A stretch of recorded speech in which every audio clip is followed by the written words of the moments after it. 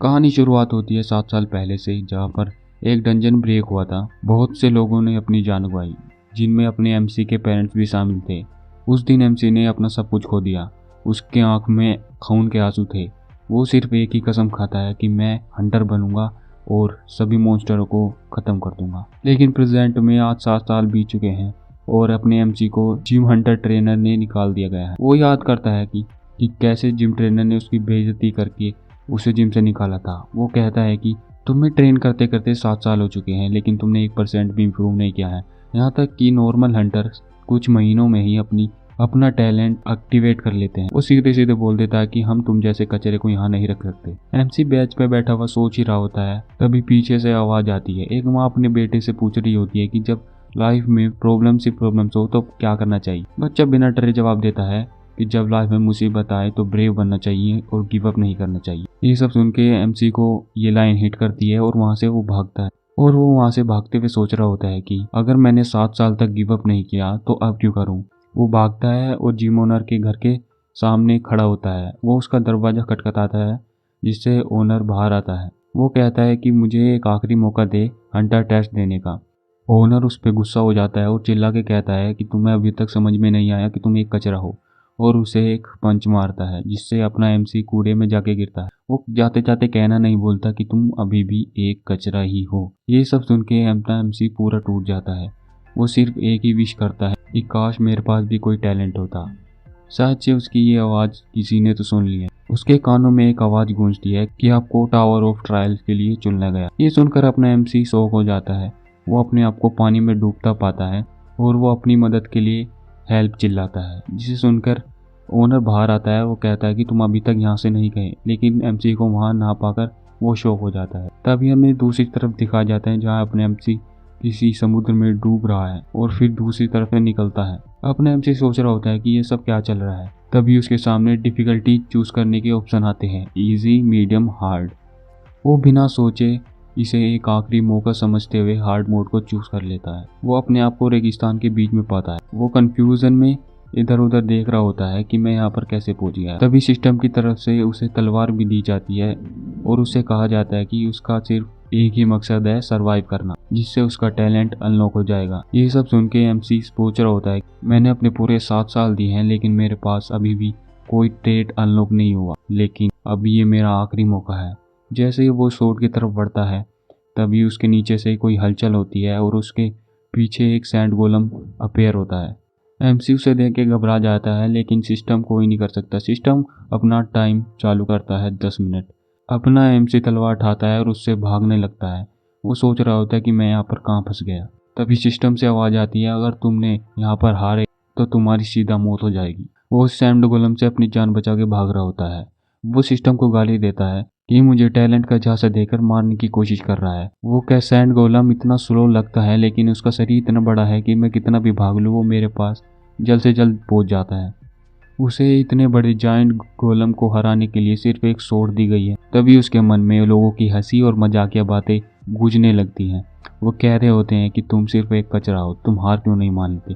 ये सब सुनकर अपना एमसी कहता है कि ये मेरा आखिरी मौका है, मैं या तो मरूंगा या इस टैलेंट को अनलॉक करके ही रहूंगा। तभी वो चट्टान की तरफ भागने लगता है और वो कहता है कि मैंने अपने पूरे 7 साल लगा दिए, मेरे पास एक हंटर से ज़्यादा नॉलेज है। मुझे पता है कि अगर इस सैंड गोलम का मैं कोड तोड़ दूं तो मैं इससे इजीली जीत सकता हूं। पर एमसी को कोई भी रास्ता नहीं दिख रहा होता है कि वो इस कोर तक पहुंच पाए। तभी वो उस चट्टान से जंप मारता है और उस चट्टान की दूसरी तरफ आ जाता है, जिससे गोलम भी उस ढलान को झेल नहीं पाता। वो घिसटता हुआ नीचे की तरफ गिरने लगता है और इस मौके का फायदा उठाते हुए एमसी उसके ऊपर आ जाता है। उसे लगता है कि ये उसका आखिरी मौका है और वो उस पर वार करता है, लेकिन वो देखता है कि उसके कोर पर सिर्फ क्रैक आया है। वो घबरा जाता है और एक बार और हमला करने की कोशिश करता है, लेकिन इससे पहले कि वो कोशिश भी कर पाता, गोलम उसे पकड़ लेता है। लेकिन एक बार फिर उसके कानों में वही आवाज़ गूंजने लगती है कि तुम एक कचरा हो, तो तुम हंटर नहीं बन सकते। ये सब सुन के वो अपनी तलवार को टाइट से पकड़ता है और उसे कहता है कि ये मेरा आखिरी मौका है, और वो अपनी तलवार उसके कोर की तरफ फेंकता है, जिससे उसका कोर टूट जाता है और गोलम डिस्ट्रॉय हो जाता है। उसके पास 7 मिनट बचे होते हैं, लेकिन उसने ट्रायल कंप्लीट कर लिया होता है। वो ज़मीन पर गिरता है और उठता है। वो शौक में होता है कि उसने सच में एक सैंड गोलम को हरा दिया। वो खुश होता है, सैंड गोलम को हरा के। तभी सिस्टम से बधाई देते हुए नोटिफिकेशन आती है कि तुमने ट्रायल कंप्लीट कर लिया है, जिस वजह से तुम्हें 1000 पॉइंट दिए जाते हैं और बोनस रिवॉर्ड में फास्ट रीजन ई क्लास दी जाती है, 500 पॉइंट दिए जाते हैं। एमसी सोच रहा होता है कि उसने पूरे 7 साल लगा दिए यहाँ तक आने में और वो इस बार कामयाब हो गया। उसका नया ट्रेट अनलॉक होता है जो कि होता है नेक्रोमेंसर F क्लास। ये देखकर कि उसे एक नया टैलेंट मिला है, वो सोच रहा होता है कि मैं फाइनली एक हंटर बन चुका हूँ। वो सोच रहा होता है कि मुझे यहाँ से जल्द से जल्द निकलना होगा, लेकिन उसके सामने एक ब्लैक और अपेयर होता है। वो सोच रहा होता है कि ये क्या है। जैसे ही वो उस ब्लैक फॉग को छूता है, उसकी नेक्रोमेंसी F क्लास एक्टिवेट हो जाती है। उसे नोटिफिकेशन आता है कि क्या तुम सैंड गोलम की स्पिरिट को एब्जॉर्ब करना चाहते हो। वो कुछ समझ नहीं पा रहा होता है, लेकिन फिर भी यस पर क्लिक कर देता है और वो ब्लैक फॉग उसके शरीर में अब्जॉर्ब होने लगती है। डेड स्पिरिट अब्जॉर्ब करने के बाद उसकी स्टैट 7% से बढ़ जाती है और उसे महसूस होता है कि वो डेड स्पिरिट उसके अंदर जा रही है और वो अभी सिर्फ 5 स्पिरिट को ही एक बार में अब्जॉर्ब कर सकता है। उसे फील होता है कि उसके अंदर ताकत बढ़ रही है। हमें दिखाया जाता है कि उसकी स्ट्रेंथ 3 पॉइंट से बढ़ जाती है और स्टेमिना 2 पॉइंट से बढ़ जाता है और बताया जाता है कि जब जब ये स्पिरिट अब्जॉर्ब करेगा तो इसके स्टैट परमानेंटली बढ़ेंगे। अपनी एमसी ने पूरे 7 साल लगाए थे अपनी ट्रेनिंग में। वो लगभग हार मान चुका था। हमें उसके ट्रेड का पैनल दिखाया जाता है जहाँ पर वो F रैंक का नेक्रोमेंसी होता है, जिसकी 7% से एबिलिटी बढ़ चुकी होती है। उसका मेन इफेक्ट स्पिरिट्स को ऑब्जर्व करना होता है। दूसरा इफेक्ट उसकी स्किल्स को परमानेंटली बूस्ट देता है। तीसरा इफेक्ट वो डेड स्पिरिट्स को कभी भी यूज कर सकता है और उन्हें स्टोर कर सकता है। अपना एमसी खुश हो जाता है कि वो फाइनली एक हंटर बन गया है। तभी उसके सामने एक पोर्टल अपेयर हो जाता है लॉबी की तरफ जाने के लिए। अपना एमसी उसकी तरफ बढ़ता है और एक लॉबी एरिया में आकर गिरता है। वो जैसे ही वहाँ से खड़ा होता है उसका शरीर पूरी तरह से हील हो जाता है। उसे पता चल जाता है कि हर ट्रायल के बाद उसका शरीर अपने आप ही हील हो जाएगा। उसे वहाँ कोई नहीं दिखता सिवाय एक बेड के। वो सोचता है कि इतने बड़े रूम में एक बेड ही सही, मैं थोड़ी देर आराम तो कर पाऊंगा। वो बेड पे लौटता है और सोच रहा होता है कि मैं इस जगह से बाहर कैसे निकल सकता हूँ। उसके सामने एक पैनल ओपन होता है जिसमें लिखा होता है कि आप किसी भी फंक्शन को एक्टिवेट करने के लिए कमांड दे सकते हैं। वो अपने गालों पे थप्पड़ मारते हुए अपने आप को समझा रहा होता है कि मुझे सबसे पहले यहाँ से बाहर निकलने पर ध्यान देना होगा। उसके सामने एक पैनल अपेयर होता है जहाँ पर लेवल 2 के लिए उसे 24 घंटे तक वेट करना होगा और वो देखता है कि वो एक बोर्ड कम्युनिटी में एंटर कर चुका है। उस रूम चैट में पूरी तरह से केओस मचा हुआ है। वो सोचता है कि ये इस गेम का कोई सोशल मीडिया ऐप है। वो देखता है कि वहाँ पर हंटर और सिविलियन दोनों ही तरह के लोग शामिल हैं। तभी वो शॉक हो जाता है और वो देख रहा होता है कि उसके सामने एक टेस्ट लिखा आता है। वो पर्सन बता रहा होता है कि उसके पास न्यूज़ है जिन्होंने ट्रायल कंप्लीट किया है। ये देख के अपना बंदा चौकन्ना हो जाता है। वो सोच रहा होता है कि शायद से ये हमें इस जगह से बाहर निकलने का कोई रास्ता बता दे। वो पर्सन बताता है कि तुम इस ट्रायल में बिना पॉइंट्स के लिए कुछ भी नहीं हो। तुम यहाँ तक कि एक पानी की बोतल तक नहीं पी सकते जब तक आपके पास पॉइंट ना हो, और आप ये पॉइंट्स ट्रायल कंप्लीट करके ले सकते हैं। अपना एमसी सिर्फ घर जाने के लिए सोच रहा होता है। तब वो कह रहा होता है कि मुझे हंटर बनने के लिए एक सोर्स से कहीं ज़्यादा अधिक चाहिए होगा। तभी वो स्टोर से एक शील्ड खरीद लेता है। वो सोच रहा होता है कि मुझे जल्द से जल्द ताकतवर बनना हो और वो अपनी ट्रेनिंग चालू कर देता है। लेकिन ट्रेनिंग करने के बाद वो थक जाता है और ज़मीन पर गिर जाता है। उसके बाद उसका शरीर पूरी तरह से हील हो जाता है। एमसी कहता है कि जब तक ये लॉबी मुझे पूरी तरह से हील करती रहेगी मैं जितना चाहे उतना ट्रेन कर सकता हूँ। तभी अपने एमसी के पेट से आवाज़ आती है। वो सोच रहा होता है कि शायद ये लॉबी मुझे भूख मिटाने के लिए भी मदद कर सके। वो स्टोर से बहुत सी चीज़ें खरीद लेता है। वो कहता है कि मेरे पास अब 40 पॉइंट ही बचे हैं। अगर मुझे बोनस रिवॉर्ड नहीं मिला होता तो शायद मैं ये शील्ड भी नहीं खरीद पाता। लेवल 2 को स्टार्ट होने के लिए टाइम 17 मिनट बचे होते हैं। वो सोच रहा होता है कि क्या मैं इस ट्रायल को कंप्लीट कर पाऊंगा। फिर वो अपने आप से एक वादा करता है कि कुछ भी हो जाए मुझे सरवाइव करने के लिए ये ट्रायल कंप्लीट करना ही होगा। और हमें दिखाया जाता है कि ट्रायल लेवल 2 चलने के लिए सेकंड्स गिरने लगती है और वो लेवल 2 पोर्टल में एंटर करता है। Difficulty hard. वो ये देख के शॉक हो जाता है कि इस बार का ट्रायल उसे एक जंगल में मिला है। उसे बताया जाता है कि ये एक असैसिन थीम बेस्ड ट्रायल है जहाँ पर आपको टाइम लिमिट में रहकर ओर्स के कबीलों को मारना होगा। अपना एमसी एक चट्टान पर खड़े हुए एक ओर्स के कबीले को देखता है। वो सोचता है कि शायद से मुझे इन सबको मारना होगा, वो भी इनके नाक के नीचे खड़ा होकर। अपना बंदा उस कबीले के पास जाता है और झाड़ियों में छुपा होता है। वो सोच रहा होता है कि इस कबीले को रक्षा करने के लिए और हंटर्स भी होंगे, मैं सिर्फ एक ओर्स को ही अपने हिसाब से संभाल सकता हूँ। वो कहता है कि इस तरह के पूरे कबीले को संभालने के लिए लगभग 5 ई रैंक के हंटर चाहिए होते हैं, लेकिन मैं सिर्फ अकेला हूँ। वो सोचता है कि वो पीछे हट जाए और एक नए प्लान के साथ वापस आए। वो सोचता है कि यही तो तरीका है अपने आप को लेवल अप करने का। वो एक मशाल तैयार करता है और अपनी इन्वेंट्री में डाल लेता है। एमसी उन ऑर्क्स की पूरी जानकारी निकाल लेता है। ये ऑर्क्स सुबह सुबह हंटिंग के लिए बाहर जाते हैं और शाम होने से पहले वापस लौट आते हैं, और जैसे ही वे बाहर जाएंगे मैं इस टाउन में फायर लगा दूंगा। अपना एमसी इंतज़ार करता है और जैसे ही गार्ड खाना खाने और आराम करने के लिए अंदर जाते हैं, इस मौके का फ़ायदा उठा के अपना एमसी मशाल को बाहर निकालता है और उस टाउन में फेंक देता है। ओर्स घबरा जाते हैं और अपना एमसी कहता है कि मुझे सबसे पहले इन ओर्स को मारना पड़ेगा जो अपने टाउन को बचाने के लिए पानी ला रहे हैं। हमें दिखाया जाता है कि ओर्स अपने पानी लाने के लिए तालाब के पास जाते हैं, लेकिन अपना एमसी उन सबको एक ही बार में काट देता है। उन सबको मारने के बाद अपना एमसी नेक्रोमेंसी या फ्रैंकटेट एक्टिवेट करता है और उनकी सोल एब्जॉर्ब कर लेता है। एब्जॉर्ब करने के बाद उसकी स्किल्स 9% से इंक्रीज हो जाती है। जैसे ही वो स्पिरिट को एब्जॉर्ब करता है, उसके पीछे एक हंटर ऑर्क आ जाता है। वो घबरा जाता है, उसके ऊपर हमला होता है। वो अपनी शील्ड से कवर करता है। वो देखता है कि ये बहुत ही ज़्यादा ताकतवर है, तो वो अपनी अब्जॉर्ब की हुई स्पिरिट्स को यूज़ करके अपने स्टैट्स को बढ़ाता है। अपनी स्ट्रेंथ 4 पॉइंट से और अपनी एजिलिटी 2 पॉइंट से बढ़ा देता है, और वो फाइनली उस गार्ड को भी मार देता है। वो अपनी फास्ट रीजन की स्किल एक्टिवेट करता है और डेड स्पिरिट के साथ अपनी स्टेट परमानेंटली इंक्रीज करता है। उसकी स्टेमिना, एजिलिटी और स्ट्रेंथ में भी बढ़ोतरी आती है। वो उस टाउन में अप्रोच करता है। वो देखता है कि वहाँ पर सिर्फ सिविलियंस ऑर्क है। इससे पहले कि गार्ड्स अप्रोच करे, वो उन सिविलियंस को एक एक करके मारने लगता है। वो शौक हो जाता है कि एक सिविलियन में से एक ऑर्क आता है और उस पर हमला करता है। वो उस हमले से बचता है, लेकिन वो सोचता है कि ये बचने के लिए कुछ भी करेंगे। उनमें एक ऐसा बंदा भी होता है जो मैजिक का यूज़ करना जानता है। अपने बंदे पर वो मैजिक का यूज़ करता है, जो एक फायर अटैक होता है। जैसे ही और खुशी मनाने लगता है, अपने बंदा दिखाई देता है जिसको एक अपनी एमसी की एक न्यू स्किल एक्टिवेट हो जाती है, बर्न रेजिस्टेंस एफ रैंक। अपने एमसी को सही सलामत देख के वो और घबरा जाता है। वो उस पर एक और फायर अटैक करता है, लेकिन इस बार अपना एमसी उसका हाथ काट देता है। ये सब देख के वो घबरा जाता है और एक घर की तरफ भागने लगता है। अपना एमसी उसका पीछा करता है। वो उस घर के अंदर पहुंचता है और वो देखता है वो बेबी ऑर्क को बचा रहा है। तभी उनमें से एक बेबी ऑर्क उसके पास आता है, उसके पैरों पे बैठता है और रोने लगता है। अपना बंदा सोच रहा होता है कि उसे याद आता है कि इन्हीं ऑर्क्स ने 7 साल पहले उसके माँ बाप को मार दिया था। अपने एमसी को भटका हुआ देख वो बेबी ऑर्क एक नाइफ निकालता है और उस पर हमला करने वाला होता है। इससे पहले कि वो हमला कर पाए, अपना एमसी उसे एक ही बार में गिरा देता है। ये सब देख के मेन ऑर्क उस पर हमला करता है, लेकिन अपना एमसी उन्हें एक बार में ही काट देता है। उसे लेवल 2 को कंप्लीट करने के लिए कंग्रेचुलेट किया जाता है। वो लेवल 2 को कंप्लीट करने के बाद लॉबी में दोबारा पहुंचता है।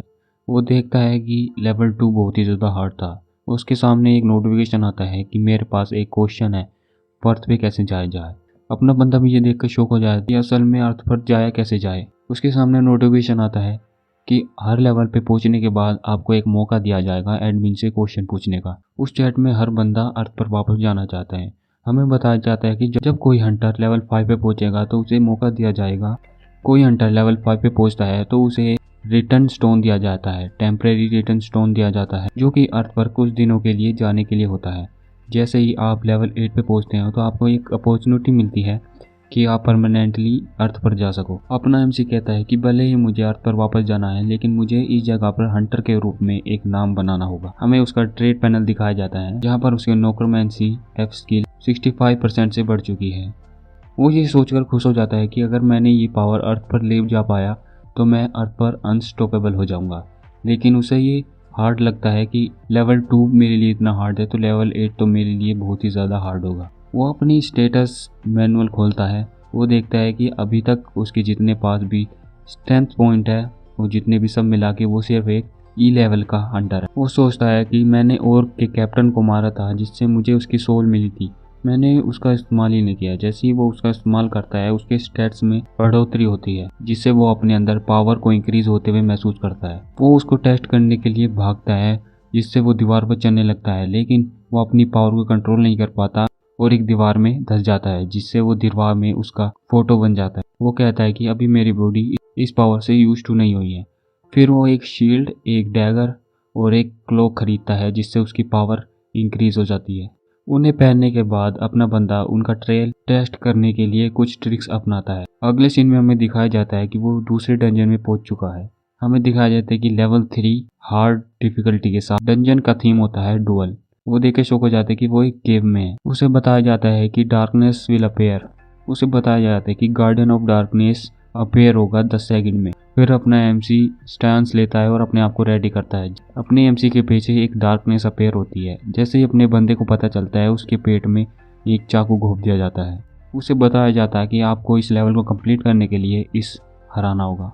जैसे ही अपने बंदे को पता चलता है वो उसको किक मारकर दूर फेंकता है। जैसे ही दोनों के डिस्टेंस होता है अपने बंदे को गहरी चोट आई होती है। वो सोच रहा होता है कि अगर लास्ट सेकंड पे मैंने अपने आप को बचाया ना होता तो शायद ये तलवार मेरे पेट में होती। अपना बंदा सोचता है कि ये मेरी स्किल्स की कॉपी कर रहा है। ये पता करने के लिए वो उस पर हमला करता है। लेकिन मुझे देख के शौक हो जाता है कि उसके पास भी सेम स्किल है अपने आप को हील करने की। फिर वो डार्कनेस अपने बंदे की तरफ बढ़ रहा होता है लेकिन अपना बंदा अपनी शील्ड से उसको ब्लॉक करता है और उसे दूर फेंकता है। एमसी कहता है कि अगर ये मेरी स्किल्स को कॉपी करके मेरी टेक्निक्स का ही इस्तेमाल करेगा तो मुझे पता है कि मेरी खुद की टेक्निक्स को कैसे हराया जाए। वो उस पर हमला करता है लेकिन जैसे ही डार्कनेस की तलवार उसके मुंह के सामने होती है वो उसको डोज करता है। फिर डार्कनेस उस पर हमला करता है। अपना बंदा कहता है कि मेरे साथ साथ ये भी इवोल्व हो रहा है। फिर वो अपनी क्लॉक की स्किल्स एक्टिवेट करता है जिससे उसकी स्पीड 15% के लिए बढ़ जाएगी 1 मिनट के लिए। वो एक भी सेकंड वेस्ट ना करते हुए उसकी तरफ बढ़ता है और उसको एक भी मौका ना देते हुए उसके चेहरे पर एक किक मारता है और वो फिर अपने डैगर से उसके कंधे को काट देता है। वो खुश हो ही रहा होता है लेकिन ये देख के शौक हो जाता है कि उसके साथ साथ उसके खुद के कंधे का भी बुरा हाल हो जाता है। एमसी अपने आप को फोकस करने को कहता है। वो कहता है कि उसके लास्ट अटैक से वो इतनी जल्दी रिकवर नहीं कर पाएगा लेकिन उसके पास तलवार नहीं है क्योंकि उसका हाथ कट गया है। उसकी स्किल का टाइम भी 11 सेकंड तक रिमेन बच जाता है। वो टाइम वेस्ट न करते हुए अपना स्टैंस लेता है और शील्ड से हमला करने जाता है। यह देख डार्कनेस भी शॉक हो जाता है। वो देखता है एमसी उसकी तरफ बढ़ रहा होता है। ये देखकर वो अपना तलवार कैसे न कैसे करके हमला करने की कोशिश करता है लेकिन अपना बंदा उसे एक भी मौका ना देते हुए उसे शील्ड से ही हमला करता है जिस वजह से तो वो कई बार टप्पा खाता है और दूर जाके गिरता है। यह देखकर कि डार्कनेस अब हिल नहीं सकता अपना बंदा उसके पास जाता है और उसे तब तक मारता है जब तक वो मर नहीं जाता। उसे कंग्रेचुलेट करते हुए नोटिफिकेशन आती है कि आपने लेवल 3 कंप्लीट कर लिया है। वो लॉबी में लौटता है और अपनी सारी इंजरीज को हील करता है। वो अपनी पावर टेस्ट करने के लिए एक दीवार पर पंच मारता है जिससे वो दीवार पूरी शैटर हो जाती है। लेवल 3 कंप्लीट करने के बाद वो उस डार्कनेस की स्पिरिट भी ऑब्जर्व कर लेता है। वो देखता है कि उसकी शक्तियों में बहुत ही ज़्यादा बढ़ाव आया है। फिर हमें नोटिफिकेशन दिखाया जाता है कि उसकी जो नेक्रोमेंसी प्रोफेंसी है वो 100% से बढ़ चुकी है। उसका ग्रेड F रैंक से बढ़कर E रैंक पर पहुंच चुका है। उसे एक नया इफेक्ट भी मिलता है। जब भी वो डेड स्पिरिट को ऑब्जर्व करेगा तो वो उन स्पिरिट में से किसी भी एक स्किल्स को एक्वायर कर सकता है। ये देखकर अपना एमसी शॉक हो जाता है कि वो दूसरी स्पिरिट्स की स्किल भी एक्वायर कर सकता है। वो कहता है कि मैंने पहले रीजनरेट्स की बहुत सारे मॉन्स्टर को मारने के बाद प्राप्त की थी लेकिन मुझे ऐसा लगता है कि मैंने इस सिस्टम का कोई चीट कोड एक्वायर कर लिया है। फिर वो कम्युनिटी में एंटर करता है। वहाँ पर देखता है कि बहुत सारे लोग अगले लेवल की बात कर रहे हैं। उसमें बताया जाता है कि अगला लेवल एक टीम के साथ होगा। उनमें से एक पर्सन दावा करता है कि शायद से ये सब हमें एक दूसरे को मारने के लिए ऐसा कर रहे हैं।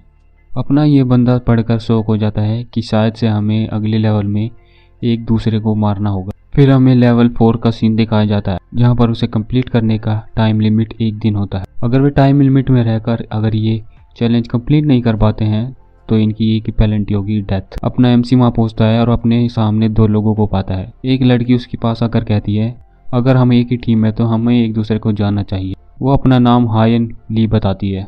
वो बताती है कि वो एक सपोर्टर E रैंक हंटर है। तभी उन दोनों को एक आवाज़ आती है कि वे किसी कमज़ोर हंटरों से नहीं मिला। वो अपना नाम बताता है शांगहुन ली। वो एक close combat D rank Hunter है। अपना एमसी ये सुनकर सोचता है कि ये बंदा बहुत ही ज़्यादा रूड है। ऐसे बंदे अपने आप को स्पेशल ट्रीटमेंट कराना पसंद करते हैं। फिर वो अपना इंट्रोड्यूस करता है कि मैं एक हंटर नहीं हूँ लेकिन मैं ट्रेन कर रहा हूँ एक हंटर बनने के लिए। वो बंदा स्मर्क करता है और कहता है कि वो सिर्फ एक ट्रेनी है। वो एमसी को कहता है कि तुम हमारे सिर्फ रास्ते में आओगे। अपना एमसी उससे कहता है कि मैं अच्छे से लड़ना जानता हूँ। स्वॉर्डमैन उस पर चिल्लाता हुआ कह रहा होता है कि मैं तुम्हें चेतावनी दे रहा हूँ, अगर तुमने कुछ भी गड़बड़ करने की कोशिश की तो मैं तुम्हें यहाँ से बाहर निकाल दूंगा। तब अपने एमसी को याद आता है कि मैं हमेशा से इसी तरीके से ट्रीट हुआ हूँ। वो हमेशा से ऐसी बातें सुनता आ रहा है। वो स्वॉर्डमैन उसे पीछे रहने को और उस लड़की का ध्यान रखने को कहता है। अपना बंदा सोचता है कि मेरे लिए भी ये अच्छा ही होगा कि मैं पीछे रहकर ये सब ऑब्जर्व करूं। फिर वो उस गेट की तरफ बढ़ते हैं। उनके सामने एक वार्निंग आती है कि आपके सामने भी एक टीम है और आप भी एक 3 बंदों की टीम हो। आप में से जो भी पहले इस ट्रायल को कंप्लीट करेगा वो जीत जाएगा। फिर कार्सल का गेट ओपन होता है। गेट खुलते ही गोब्लिन्स उन पर हमला कर देते हैं। वो सबसे पहले उस स्वॉर्डमैन पे हमला करते हैं। ये सब देख के वो शौक हो जाता है कि रुकी क्या कर रहा है, उसकी मदद क्यों नहीं कर रहा। अपना एमसी शौक हो जाता है कि अभी भी वो इतना रूड बन रहा है, जबकि वो अपने हिस्से के सारे गोब्लिन्स मार चुका है। स्वॉर्डमैन चिल्ला के उस लड़की से कहता है कि वो उसे बूस्ट क्यों नहीं दे रही। वो कहती है कि मैं अपनी पूरी कोशिश कर रही हूँ। अपना एमसी उस लड़की से रुकने के लिए कहता है। वो कहता है कि वो उसे अकेले नहीं संभाल पाएगा, मुझे उसकी मदद करने जाना होगा। ये सब सुन के लड़की शौक हो जाती है और उस पर चिल्लाती है कि मेरे पीछे अगर किसी ने हमला किया तो वो क्या करेगी। लेकिन वो ये देख के शौक हो जाती है कि उसके पीछे के सारे गोब्लिन्स पहले ही मार दिए गए हैं। वो ये देख के यकीन नहीं कर पाती। हमें दिखाया जाता है कि उस स्वॉर्डमैन पे गोब्लिन्स हमला कर रहे हैं। एक गोब्लिन अपने हथियार से उसकी तलवार पीछे की तरफ गिरा देता है और वो गोब्लिन उस पर जैसे ही हमला करने वाला होता है, वो स्वॉर्डमैन अपनी जान की परवाह ना करते हुए उस रुकी पर यानी अपने एमसी को गाली दे रहा होता है कि वो सब उसी की वजह से हुआ है क्योंकि वो मेरी मदद करने नहीं आया। लेकिन एंड वक्त पर अपना एमसी उन सब गोब्लिन को मार के उसे बचा लेता है। वो ये देख कर शौक हो जाता है कि एक रुकी ने उन सबको कैसे मार दिया। अपना एमसी कहता है कि तुम पीछे रहो और ये सब मुझे संभालने दो। और एमसी कहता है कि असल में वो है जो मेरे रास्ते मार रहा है। एक के बाद गोब्लिन्स को मारता चला जाता है। उससे नोटिफिकेशन आता है कि उसका अचीवमेंट कंप्लीट हो चुका है गोब्लिन स्लेयर का। ये देख के स्वॉर्डमैन घबरा जाता है और शौक हो जाता है कि ये कैसे हो सकता है। उन सब गोब्लिन को मारने के बाद वो उन सब की सोल्स अब्जॉर्ब करने लगता है। वो सोच रहा होता है कि क्या ये लोग भी इस अब्जॉर्बिंग स्किल्स को देख पाएंगे। उन स्पिरिट्स को अब्जॉर्ब करने के बाद वो अपनी स्टैट्स को पूरी तरह से बढ़ा देता है। वो देखता है कि किसी एक गोब्लिन में से उसे एक न्यू स्किल मिली है। उस स्किल का यूज था कि उसकी फील्ड ऑफ विजन बहुत ही ज़्यादा बढ़ चुकी। उसके आसपास आने वाले शिकारी और एनिमीज को डिटेक्ट करके वो इसे ईजीली मार सकता है। ये देखकर अपना एमसी खुश हो जाता है। स्वॉर्डमैन अभी भी अपनी हार मानने को तैयार नहीं है। वो अपने बंदे को कहता है कि वो लकी था कि उसे एक वीक गोब्लिन्स मिल गए हैं। ये देखकर वे दोनों शौक हो जाते हैं कि ये अभी भी अपनी हार मानने को तैयार नहीं है। अपना एमसी उन दोनों से कहता है कि अब से टीम के आगे मैं रहूँगा। वो पूछता है कि स्वॉर्डमैन को इससे कोई दिक्कत तो नहीं है। स्वॉर्डमैन कहता है कि ठीक है, मुझे इससे कोई दिक्कत नहीं है। वो कहता है कि तुम पीछे रहकर हायून की मदद करोगे। वो लड़की खुश हो जाती है कि मैं भी पीछे रहकर तुम्हें पावर बूस्ट दूंगी। फिर ये सब मिलकर आगे बढ़ते हैं और एक के बाद सभी मिलकर गोब्लिन्स को मारने लगते हैं। अपना बंदा इन सबको मारने के बाद स्किल्स को बढ़ा रहा होता है। टाइम अब 14.5 घंटे बचा है। फिर वे एक शांत जगह पे पहुंचते हैं। उनमें से एक कह रहा होता है कि हमने अभी तक बहुत सारे लोगों को मार दिए लेकिन इस जैसी शांति कहीं भी नहीं थी।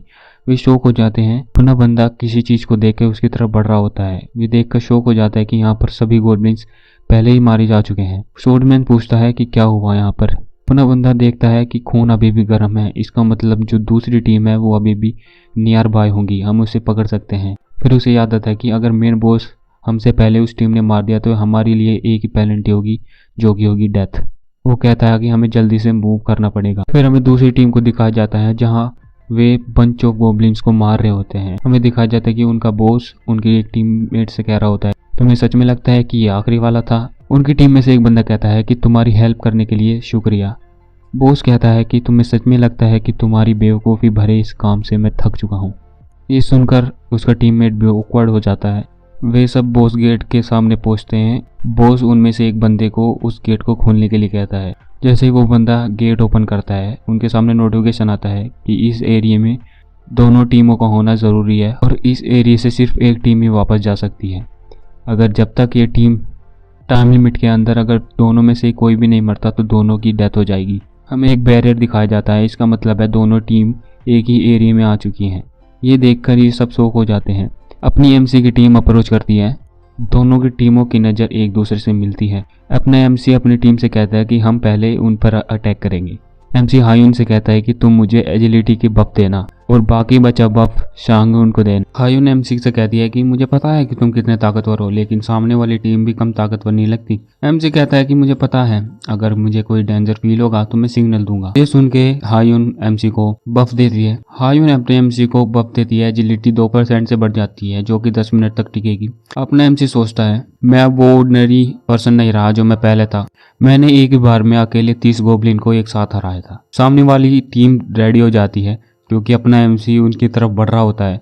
अपना बंदा फुल स्पीड से उन सब की तरफ बढ़ रहा होता है। उनमें से एक बंदा अपनी शील्ड एक्टिवेट करता है, लेकिन अपना एमसी इतनी तेज होता है और इतनी ताकतवर से वार करता है कि उनकी शील्ड चकनाचूर हो जाती है और वे सब शैटर हो जाते हैं। अपना एमसी यहीं नहीं रुकता, वो एक एक करके सबको हराने लगता है। ये देखकर अपनी टीम भी शॉक हो जाती है। फिर उस बॉस की तरफ बढ़ता है। वो बॉस उसके अटैक को डोज कर रहा होता है, मुश्किल से डोज कर रहा होता है। अपना बंदा कहता है कि यही मेरा मौका है।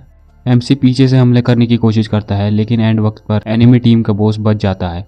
इससे पहले कि वो कुछ कर पाए, अपना बंदा अपना एमसी उसे शील्ड फेंक कर डिस्ट्रैक्ट करता है और उसके पेट में अपना डैगर घुसा देता है। अपना एमसी एनिमी बॉस को मारता है और उसे फिनिश करता है। ये देख कर कि एमसी के हाथ कांप रहे हैं, हायुन पूछती है कि क्या वो ठीक है। हायुन सोच रही होती है कि वो शौक है इन 3 लोगों को मारने के लिए।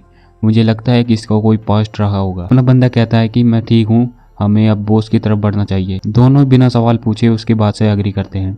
अगले सीन में हमें दिखाया जाता है एमसी ने उस बॉस मॉन्स्टर को भी हरा दिया है। उसे बधाई दी जाती है कि आपने लेवल 4 कंप्लीट कर लिया है। उसे एक बोनस स्किल दी जाती है, इंस्टेंट एक्लेरेशन डी क्लास। उन्हें बताया जाता है कि अब वे लॉबी की तरफ बढ़ सकते हैं। स्वॉर्डमैन पहले ही निकल जाता है, लड़की वहीं रुकती है। अपना बंदा कह रहा होता है, एमसी कहता है कि हम शायद से अर्थ पे दोबारा मिल सके। हायुन एमसी से कहती है कि तुम्हें पछताने की जरूरत नहीं है, इन तीनों को तुम नहीं मारते तो कोई तो मारता ही, इसमें तुम्हारी कोई गलती नहीं है। ये देखकर अपना बंदा खुश हो जाता है और उसका शुक्रिया अदा करता है। हायुन इसकी तरफ कुछ इशारा करती है और सिस्टम से लिखा हुआ आता है कि तुम्हें हायुन की तरफ से एक फ्रेंड रिक्वेस्ट मिली है। हायुन कहती है कि मैं तुम्हारा पूरी तरह से शुक्रिया अदा नहीं कर सकती 4th लेवल को क्लियर करने के लिए। वो ब्लश करते हुए कह रही होती है कि जब तुम धरती पर वापस लौटो तो व्हाइट सिल्वर गिल्ड में मुझे ढूंढना। ये कहकर हायुन वहां से टेलीपोर्ट हो जाती है। अपना बंदा उन तीनों की लाश की तरफ मुड़ता है और देखता है उनकी स्पिरिट सामने आ चुकी है। अपना बंदा सोच रहा होता है कि मैं पहले सोच रहा था कि इनकी सोल एक्वायर करूँ कि नहीं। फिर वो कहता है अगर मुझे सबसे ज़्यादा ताकतवर बनना है तो मुझे ये सब करना ही होगा। फिर उनकी सोल वो एब्जॉर्ब करने लगता है। वो कहता है कि अब मुझे कुछ भी करना पड़े, मैं यहाँ से पीछे नहीं मुड़ सकता। एमसी लॉबी में लौटता है और उसके सामने नोटिफिकेशन आता है, आपका ग्रेड डिसाइड किया जाएगा आपकी परफॉर्मेंस के थ्रू। उसके सामने पैनल आता है कि उसे एक निकनेम बनाना होगा। वो अपना निकनेम हंटमैन बनाता है और उसके सामने लीडर बोर्ड अपेयर होता है। वो सोचता है कि मैं यहाँ पर रैंक नहीं करता। वो देखता है कि वो नंबर 16 पर रैंक कर रहा है। सिस्टम बताता है कि टॉप 50 में आने वाले हंटर्स को एक प्लस बेनिफिट मिलता है जो एक बार 8 लेवल पहुँच जाए उसके बाद बताया जाता है। एमसी इस बात को भूल जाता है और कहता है इसके बारे में बाद में सोचूंगा। उसके पास अब 4 स्पिरिट हैं। वो उन सभी स्पिरिट को परमानेंटली स्टेट्स में बदल देता है। वो सोचता है कि अब मैं ह्यूमन लिमिट से पार जा चुका हूँ। फिर वो एक रिटर्न स्टोन खरीदता है। रिटर्न स्टोन के जरिए वो 3 दिन के लिए वहाँ से अपने ओरिजिन जगह पर जा सकता है। वो रिटर्न स्टोन को यूज़ करते हुए कह रहा होता है कि मैं फाइनली घर जा रहा हूँ। उसके नीचे एक पोर्टल अपेयर होता है जिसमें वो खिंचता चला जाता है। वो अपने आप को अपने रूम के बिस्तर पे पाता है। वो कहता है कि साथ से उसे थोड़ी देर सो जाना चाहिए, लेकिन जैसे ही वो लौटता है उससे बदबू आने लगती है। इससे अच्छा तो ये होगा कि मैं पहले शावर ले लूँ। उसका पैर किसी चीज़ पर पड़ता है। वो देखता है कि उसकी शील्ड और डैगर उसके पैर के नीचे है। वो कहता है कि यही उसके क्वेश्चन का आंसर है। वो ये दूसरी दुनिया की पावर इस दुनिया में भी इस्तेमाल कर सकता है। मार्केट में कुछ ऐसे हथियार मिलते हैं जो लोगों को बेवकूफ़ बना के बेचे जाते हैं कि वे टावर से मिले हथियार हैं, लेकिन मेरे पास भी कुछ हथियार है जो मैं असल में बेच सकता हूँ। अपना एमसी सोच रहा होता है कि सबसे पहले मुझे एक हंटर लाइसेंस की ज़रूरत है। फिर वो अपना फ़ोन उठाता है और किसी को फ़ोन में लगाने लगता है। फिर हमें दिखाया जाता है कि वही हंटर जिम ओनर है। फिर वो फ़ोन उठाता है और कहता है कि वो उसकी क्या मदद कर सकता है। अपना एमसी कहता है कि क्या उसे वो याद है। जिम ओनर कहता है कि हाँ, मैं तुम्हें कैसे भूल सकता हूँ, शायद से तुमने रिफंड मांगने के लिए कॉल किया है। अपना एमसी कहता है कि नहीं, मैंने रिफंड मांगने के लिए कॉल नहीं किया। जिम ओनर पूछता है कि आखिर वो मुझसे चाहता क्या है। अपना एमसी बताता है कि वो हंटर टेस्ट देना चाहता है। जिम ओनर उसे याद दिलाता है कि पिछली बार का उसका ग्रेड बहुत ही बेकार था। एमसी कहता है कि मुझे पता है कि पिछले बार का ग्रेड मेरे पास बेकार था, लेकिन जब तक मैं मेंबर फी दे रहा हूँ तब तक तुम्हें मेरी बात माननी पड़ेगी। जिम ओनर भी कहता है कि जब तक तुम पैसे देते हो तो मुझे इससे कोई फर्क नहीं पड़ता। अपना एमसी कहता है कि फिर एक डील रही, आज मैं हंटर टेस्ट देने के लिए तुम्हारे पास आऊँगा। फिर अपना एमसी शावर लेता है और अपने आप को शीशे में देखता है। वो देखता है कि उसकी बॉडी काफ़ी चेंज हो चुकी है। वो कहता है कि शायद से मैं स्ट्रॉन्ग हो चुका हूँ, इसीलिए मेरा लुक बदल चुका है। वो जल्दी तैयार होता है और हंटर एग्ज़ाम देने के लिए यहाँ से निकल जाता है। अपना एमसी जैसे ही गेट से बाहर निकलता है उसकी नेबर से मुलाकात होती है। वो सोचता है कि मुझे बहुत ही ज़्यादा टाइम हो चुका है, मेरी ज़िंदगी के लोग कुछ ज़्यादातर याद नहीं है। वो उस नेबर को हाई करता है, लेकिन वो नेबर अपने मन में सोचती है कि ये तो वही कचरा हंटर है। लेकिन वो बाहर से उसे गुड मॉर्निंग कहती है और कहती है हैव अ नाइस डे। अपना बंदा वहाँ से भी शुक्रिया कहकर निकल जाता है। फिर वो पीछे मुड़ के देखती है और कहती है कि ये लड़का काफ़ी ज़्यादा लंबा हो चुका है। जैसे ही वो बाहर निकलता है वो एक कैब को बुलाने की कोशिश करता है, लेकिन उसे तभी याद आता है कि वो एक हंटर है। तो वो अपनी पावर को यूज़ करते हुए बिल्डिंग टू बिल्डिंग वहाँ से निकल जाता है। वो हंटर एसोसिएशन पहुँचता है। वो अपने ट्रेनर से मिलता है और दोनों के बीच में हाई हेलो होती है। अपना एमसी उससे कहता है कि मैं अपनी स्ट्रेंथ का टेस्ट करना चाहता हूँ क्योंकि पिछली बार मेरे साथ कुछ अजीब से हादसे हुए हैं। ये सुनकर ट्रेनर शॉक हो जाता है, लेकिन उन्हीं की बात काटते हुए उनके बीच में एक आदमी आता है जो अपना नाम किम बताता है और कहता है कि आज के एग्ज़ाम का वो सुपरवाइज़र होगा। वो कहता है कि उसकी थियोरेटिकल एग्ज़ाम फेल हो चुकी है, तुम्हें अपने ट्रेनर की वजह से ये मौका दिया जा रहा है। क्या तुम्हें पता है इसके रूल क्या है? अपना बंदा कहता है हाँ मुझे पता है। सुपरवाइज़र उसे फॉलो करने को कहता है। अपना बंदा टेस्ट रूम में पहुंचता है। ट्रेनर सुपरवाइज़र से कहता है कि वो जल्द ही फेल हो जाएगा और एग्ज़ाम को जल्द ही क्विट कर देगा। सुपरवाइज़र कहता है कि इसके बारे में वो चिंता ना करे क्योंकि हमने पहले ही एक स्पोर्ट्समैन के लिए सारी तैयारी कर ली गई है। सुपरवाइज़र एमसी से कहता है कि अगर वो तैयार है तो डिफ़िकल्टी लेवल वो चूज़ करे। एमसी सोचता है कि अगर मैं पहले जैसा बंदा होता तो मैं फिर से लेवल 1 चूज़ करता, यहाँ तक कि मैं लेवल 1 गोब्लिन को भी नहीं हरा पाता था।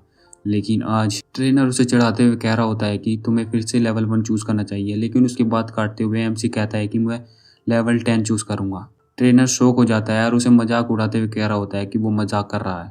वो लेवल 10 को चूज़ करता है और उसके सामने फायरबर्ड अपेयर होता है। उसकी मूवमेंट स्पीड 25% तक डिक्रीज हो जाती है क्योंकि फायरबर्ड की रोर की वजह से। हमें उसकी तलवार दिखाई जाती है जिसमें क्रैक होता है। ट्रेनर मन ही मन में सोच रहा होता है कि मैंने तुम्हारी सोड पहले ही बदल दी गई है, मैं सिर्फ तुम्हारी मौत देखना चाहता हूँ। फायरबर्ड अपने एमसी पर हमला करता है और अपना एमसी सिर्फ और सिर्फ शांत खड़ा होता है। नेक्स्ट पार्ट के लिए कमेंट करो और मैं अपनी वॉइस ओवर और ज़्यादा इंप्रूव करने की कोशिश कर रहा हूँ, तो सपोर्ट जरूर करना, लाइक जरूर करना और सब्सक्राइब जरूर करना है। अगले पार्ट में मिलते हैं, गुड बाय। फिर हमें जिम ओनर की कुछ यादें दिखाई जाती है। जब जिम ओनर पहली बार हंटर बना था उसे लगा कि वही सारी दुनिया का बादशाह है, लेकिन जब उसके साथी उससे आगे निकलने लगे तो उसने उनका कम्पीट करना ही छोड़ दिया। वो सोचने लगा कि अगर तुम्हारे सामने इतनी बड़ी दीवार हो तो आप उसको कभी भी कूदना नहीं चाहोगे, इसीलिए मैंने गिव अप कर दिया। वो सोचता है कि उसी की तरह अपना एमसी भी गिव अप कर दे क्योंकि नेचुरल टैलेंट वाले ही आगे बढ़ सकते हैं। इसी दौरान एमसी को पता चल जाता है कि उसके हाथ में जो सोर्ड है वो ब्रोकन है और उसे पता भी चल जाता है कि ये किसने किया होगा। तभी जिम ओनर अपनी डेविल हंसी हंसते हुए सोच रहा होता है कि मैं देखना चाहता हूँ कि तुम इस ब्रोकन सोर्ड से आखिर क्या कर सकते हो। तभी फायरबर्ड भी आसमान में उड़ता है और उसकी तरफ एक फायर बॉल अटैक करता है। एमसी मन में सोच रहा होता है कि मैं इसी मौके का इंतजार कर रहा था, मैं अपनी उसी स्किल का इस्तेमाल कर सकता हूँ जो मुझे 4th फ्लोर पर मिली थी। फिर वो अपनी स्किल्स को एक्टिवेट करता है, इंस्टेंट एक्रिलेशन। वो उसका इस्तेमाल करता है और हवा में उड़ता है और छत की दीवार भी इसके कारण टूट जाती है। वो खुश हो जाता है कि उसके पास जो पहले क्लॉक था इससे भी ज़्यादा स्पीड इस इंस्टेंट एक्रिलेशन से मिली है। फिर वो अपनी तलवार लेता है और उसकी तरफ तेजी से दौड़ता है। वो अपनी तलवार उसकी आंख में घुसा देता है जिससे फायरबर्ड को बहुत ही ज़्यादा दर्द होता है। अपना बंदा बिना टाइम वेस्ट किए एक फ्लोर से स्लैब उठाता है और उसकी तरफ बहुत ही तेजी से फेंकता है जिससे फायरबर्ड 2 हिस्सों में हो जाता है और वो स्लैब एग्जामिनर और जिम ओनर के बीच से निकलती है। ये देखकर जिम ओनर शॉक हो जाता है। फिर उसे नोटिफिकेशन आती है कि आपने एग्जामिनेशन कंप्लीट कर लिया है और उसे कांग्रेचुलेशन दिया जाता है। एमसी उनसे माफी मांग रहा होता है कि मैंने उन्हें देखा नहीं। फिर एक असिस्टेंट अपने बंदे को C क्लास हंटर बैच देती है और उसे बधाई देती है। वो कहती है कि अब तुम इसके जरिए वो किसी भी एसोसिएशन में, हंटर एसोसिएशन में रजिस्ट्रेशन करा सकता है और अब डंजन भी क्लियर कर सकता है। अपना बंदा कंफर्म करने के लिए पूछता है कि क्या मैं डंजन क्लियर करके डंजन से मिलने वाले सभी सामान को बेच सकता हूँ। असिस्टेंट्स भी उसे कंफर्म करती हैं। वहीं दूसरी तरफ हमें दिखाया जाता है कि जिम ओनर एग्जामिनर से पूछ रहा होता है कि मैंने तुमसे कहा था कि वो बंदा 10 सेकंड में टिकना नहीं चाहिए, तो मुझे तुम इस बात की क्या एक्सप्लेनेशन दोगे। एग्जामिनर भी उससे कहता है कि तुमने देखा नहीं हमने कितना हार्ड चैलेंज दिया था, फिर भी उसने पता नहीं कैसे क्लियर कर दिया, शायद उसके पास इतनी बेहतर एबिलिटीज है। जिम ओनर एग्जामिनर पर चिल्ला रहा होता है कि एटलीस्ट तुम उसे लो ग्रेड दे सकते थे। एग्जामिनर भी उस पर नॉनसेंस का आरोप लगाता है और कहता है कि तुम कैसी बात कर रहे हो, अगर हम उसे लो ग्रेड देते तो उसे पहले ही शक हो जाता। उनकी कन्वर्जेशन के बीच ही अपना एमसी रूम के अंदर आता है और बोलता है कि मुझे अपना हंटर लाइसेंस मिल गया है। एग्जामिनर भी उसे कांग्रेचुलेशन कर रहा होता है। एमसी रूम के अंदर आता है और वो जिम ओनर से पूछता है कि कुछ गलत है क्या। जिम ओनर भी हंसते हुए कह रहा होता है कि तुम फाइनली हंटर बनी गए। भी उसे ताना मारता कह रहा होता है कि जरा सोचो तो, तुम्हारे रिटायर होने से पहले तुम भी सी ग्रेड के हंटर ही थे। जब तुम मुझे ट्रेस बुलाते थे तो तब शायद तुम मेरे अंदर अपना मिरर देखते थे। जिम ओनर को गुस्सा दिलाने के बाद वो जिम ओनर उस पर अटैक करने की कोशिश करता है। अपना बंदा सोचता है बहुत ही ज्यादा स्लो। एमसी फिर उसे मुक्का मारते हुए कह रहा होता है कि ये सेल्फ डिफेंस में था और उसे एक और चाटा मार देता है। जिम ओनर भी सोच रहा होता है कि ये सी ग्रेड से बहुत ही ज्यादा स्ट्रॉन्ग है। फिर हमें बाहर का सीन दिखाया जाता है जहाँ पर एग्जामिनर उसे डायरेक्ट एसोसिएशन के लिए काम करने के लिए उसे 1 बिलियन देने के लिए तैयार होता है। और बंदा सोच रहा होता है कि 1 बिलियन कम नहीं है, लेकिन तभी एग्जामिनर कहता है कि हमने ये 1 बिलियन आपकी पोटेंशियल को देखते हुए देने का डिसाइड किया है। अपना बंदा उसकी बात काटते हुए कह रहा होता है कि मुझे पता है कि तुमने मेरे एग्जामिनर में दिक्कत खड़ी करी, इसलिए मैं जिन पर ट्रस्ट नहीं करता मैं उनके लिए काम नहीं करता। और वो उसका कार्ड फेंक कर वहाँ से निकल जाता है। हमें 2 दिन बाद का सीन दिखाया जाता है जहाँ पर पूरी दुनिया को पता चल चुका है टावर रोड ट्रायल्स के बारे में। अपना एमसी सोच रहा होता है कि फाइनली पूरी दुनिया को पता चल ही गया। फिर वो सोचता है कि मुझे लगभग 3 दिन हो ही चुके हैं, अब समय आ चुका है वापस जाने का। और तभी उसके सामने पैनल भी आ जाता है वापस जाने का। लेकिन इस बार वो बहुत ही ज़्यादा खुश होता है क्योंकि उसके दिमाग में सिर्फ एक ही चीज़ चल रही होती है कि मैं इस बार और भी ज़्यादा ताकतवर बन जाऊंगा। वो वापस टावर में पहुंचता है और अपने बेड पर उठता है। वो कहता है कि मुझे ये पता चल चुका है कि मैं अपने आइटम्स रियल लाइफ में और टावर में एक्सपोर्ट और इंपोर्ट कर सकता हूँ। और उसके इन्वेंटरी में हमें एक चेस्ट दिखाई जाती है। ये चेस्ट वो है जिसने एमसी ने अपने गियर्स को रियल लाइफ में बेच दिया था। उससे उसे वो बेड से उतरता है और सोचता है कि मुझे 5th लेयर्स पे पहुंचने से पहले वो वार्म अप कर लेना चाहिए। तभी उसके सिस्टम से नोटिफिकेशन आती है कि आपको टावर में वापस आने के लिए एक नई अचीवमेंट अनलॉक हुई है, आई ऑफ ट्रूथ ए ग्रेड। हमें आई ऑफ ट्रूथ का इफेक्ट बताया जाता है जो कि सामने वाले टारगेट की इंफॉर्मेशन और वो झूठ बोल रहा है या सच बोल रहा है ये भी बता सकता है। और वो किसी भी ऑब्जेक्ट की ग्रेड या पूरी इंफॉर्मेशन भी इसी आइटसाइट से देख सकता है। अपना बंदा खुश हो जाता है कि किसी की भी ऑब्जेक्ट की इंफॉर्मेशन देखना और कोई झूठ बोल रहा है कि नहीं ये भी देखना है, बहुत अच्छा। फिर एमसी एक थंडर ब्लेड और एक शील्ड खरीदता है। थंडर ब्लेड का इफेक्ट दिखाया जाता है जहाँ पे 10% चांस होगा कि एनिमी पर बिजली गिरे। सभी गियर्स को टेस्ट करने के बाद 5th लेवल में एंटर करता है। फिर से वो हार्ड मोड चूज करता है और इस बार की थीम होती है हंट, टाइम लिमिट 1 दिन। इसमें एक बॉस होता है वेयरवुल्फ। इसमें भी वही कंडीशन होती है कि अगर आपने टाइम रहते हुए मार दिया या नहीं मारा तो एक ही कंडीशन होगी, डेथ। वो 5th लेवल पे पहुंचता है और वहां पर वुल्फ ही वुल्फ होते हैं। वुल्फ उस पर हमला करते हैं लेकिन अपना बंदा हर एक को काटते हुए आगे बढ़ रहा होता है। फिर हमें दिखाया जाता है एमसी कुछ तो भी देख के शौक हो जाता है। हमें दिखाया जाता है कि वुल्फ किसी को तो देख कर डर रहे होते हैं और हमें दिखाया जाता है जॉइंट वुल्फ उसके सामने अपेयर होते हैं। एमसी बिना डरे उनका मुकाबला करने के लिए तैयार हो जाता है। जायंट वुल्फ उस पर हमला करते हैं। अपना बंदा फुल स्पीड का इस्तेमाल करते हुए एक ही स्लैश में पूरे जायंट वुल्फ का ढेर कर देता है। उससे सिस्टम से नोटिफिकेशन भी आता है कि आपकी डैगर की जो स्किल है वो ई क्लास से बढ़कर E+ हो चुकी है और उसकी फास्ट रीजन की स्किल भी बढ़कर D ग्रेड पर पहुंच जाती है। अब बंदा सोचता है कि थंडर डैगर स्टाइल स्किल मैं 3rd लेवल से चला रहा हूँ तो शायद से मुझे अब नई स्किल की जरूरत पड़ेगी। तभी उसके पीछे से 2 जायंट वुल्फ हमला करते हैं लेकिन अपना बंदा बिना डरे, और उसकी बात तो पता है आपको क्या हुआ होगा, और वो वहाँ के सारे वुल्फ्स की स्पिरिट अब्जॉर्ब कर लेता है और उसकी नेक्रोमेंसी स्किल्स 16% से बढ़ जाती है। एमसी ये देखकर सोचने लगता है कि अगर मैं ऐसे ही चलता रहा तो मैं इसी फ्लोर पे रहकर अपनी इस स्किल को अपग्रेड कर पाऊंगा। एमसी आगे बढ़ता है और वो शौक हो जाता है कि बंच ऑफ वुल्फ पहले ही मारे जा चुके हैं। वो सोचता है कि ये टेरिटरी की लड़ाई नहीं लगती क्योंकि यहाँ पर सोर्ड्स के निशान है।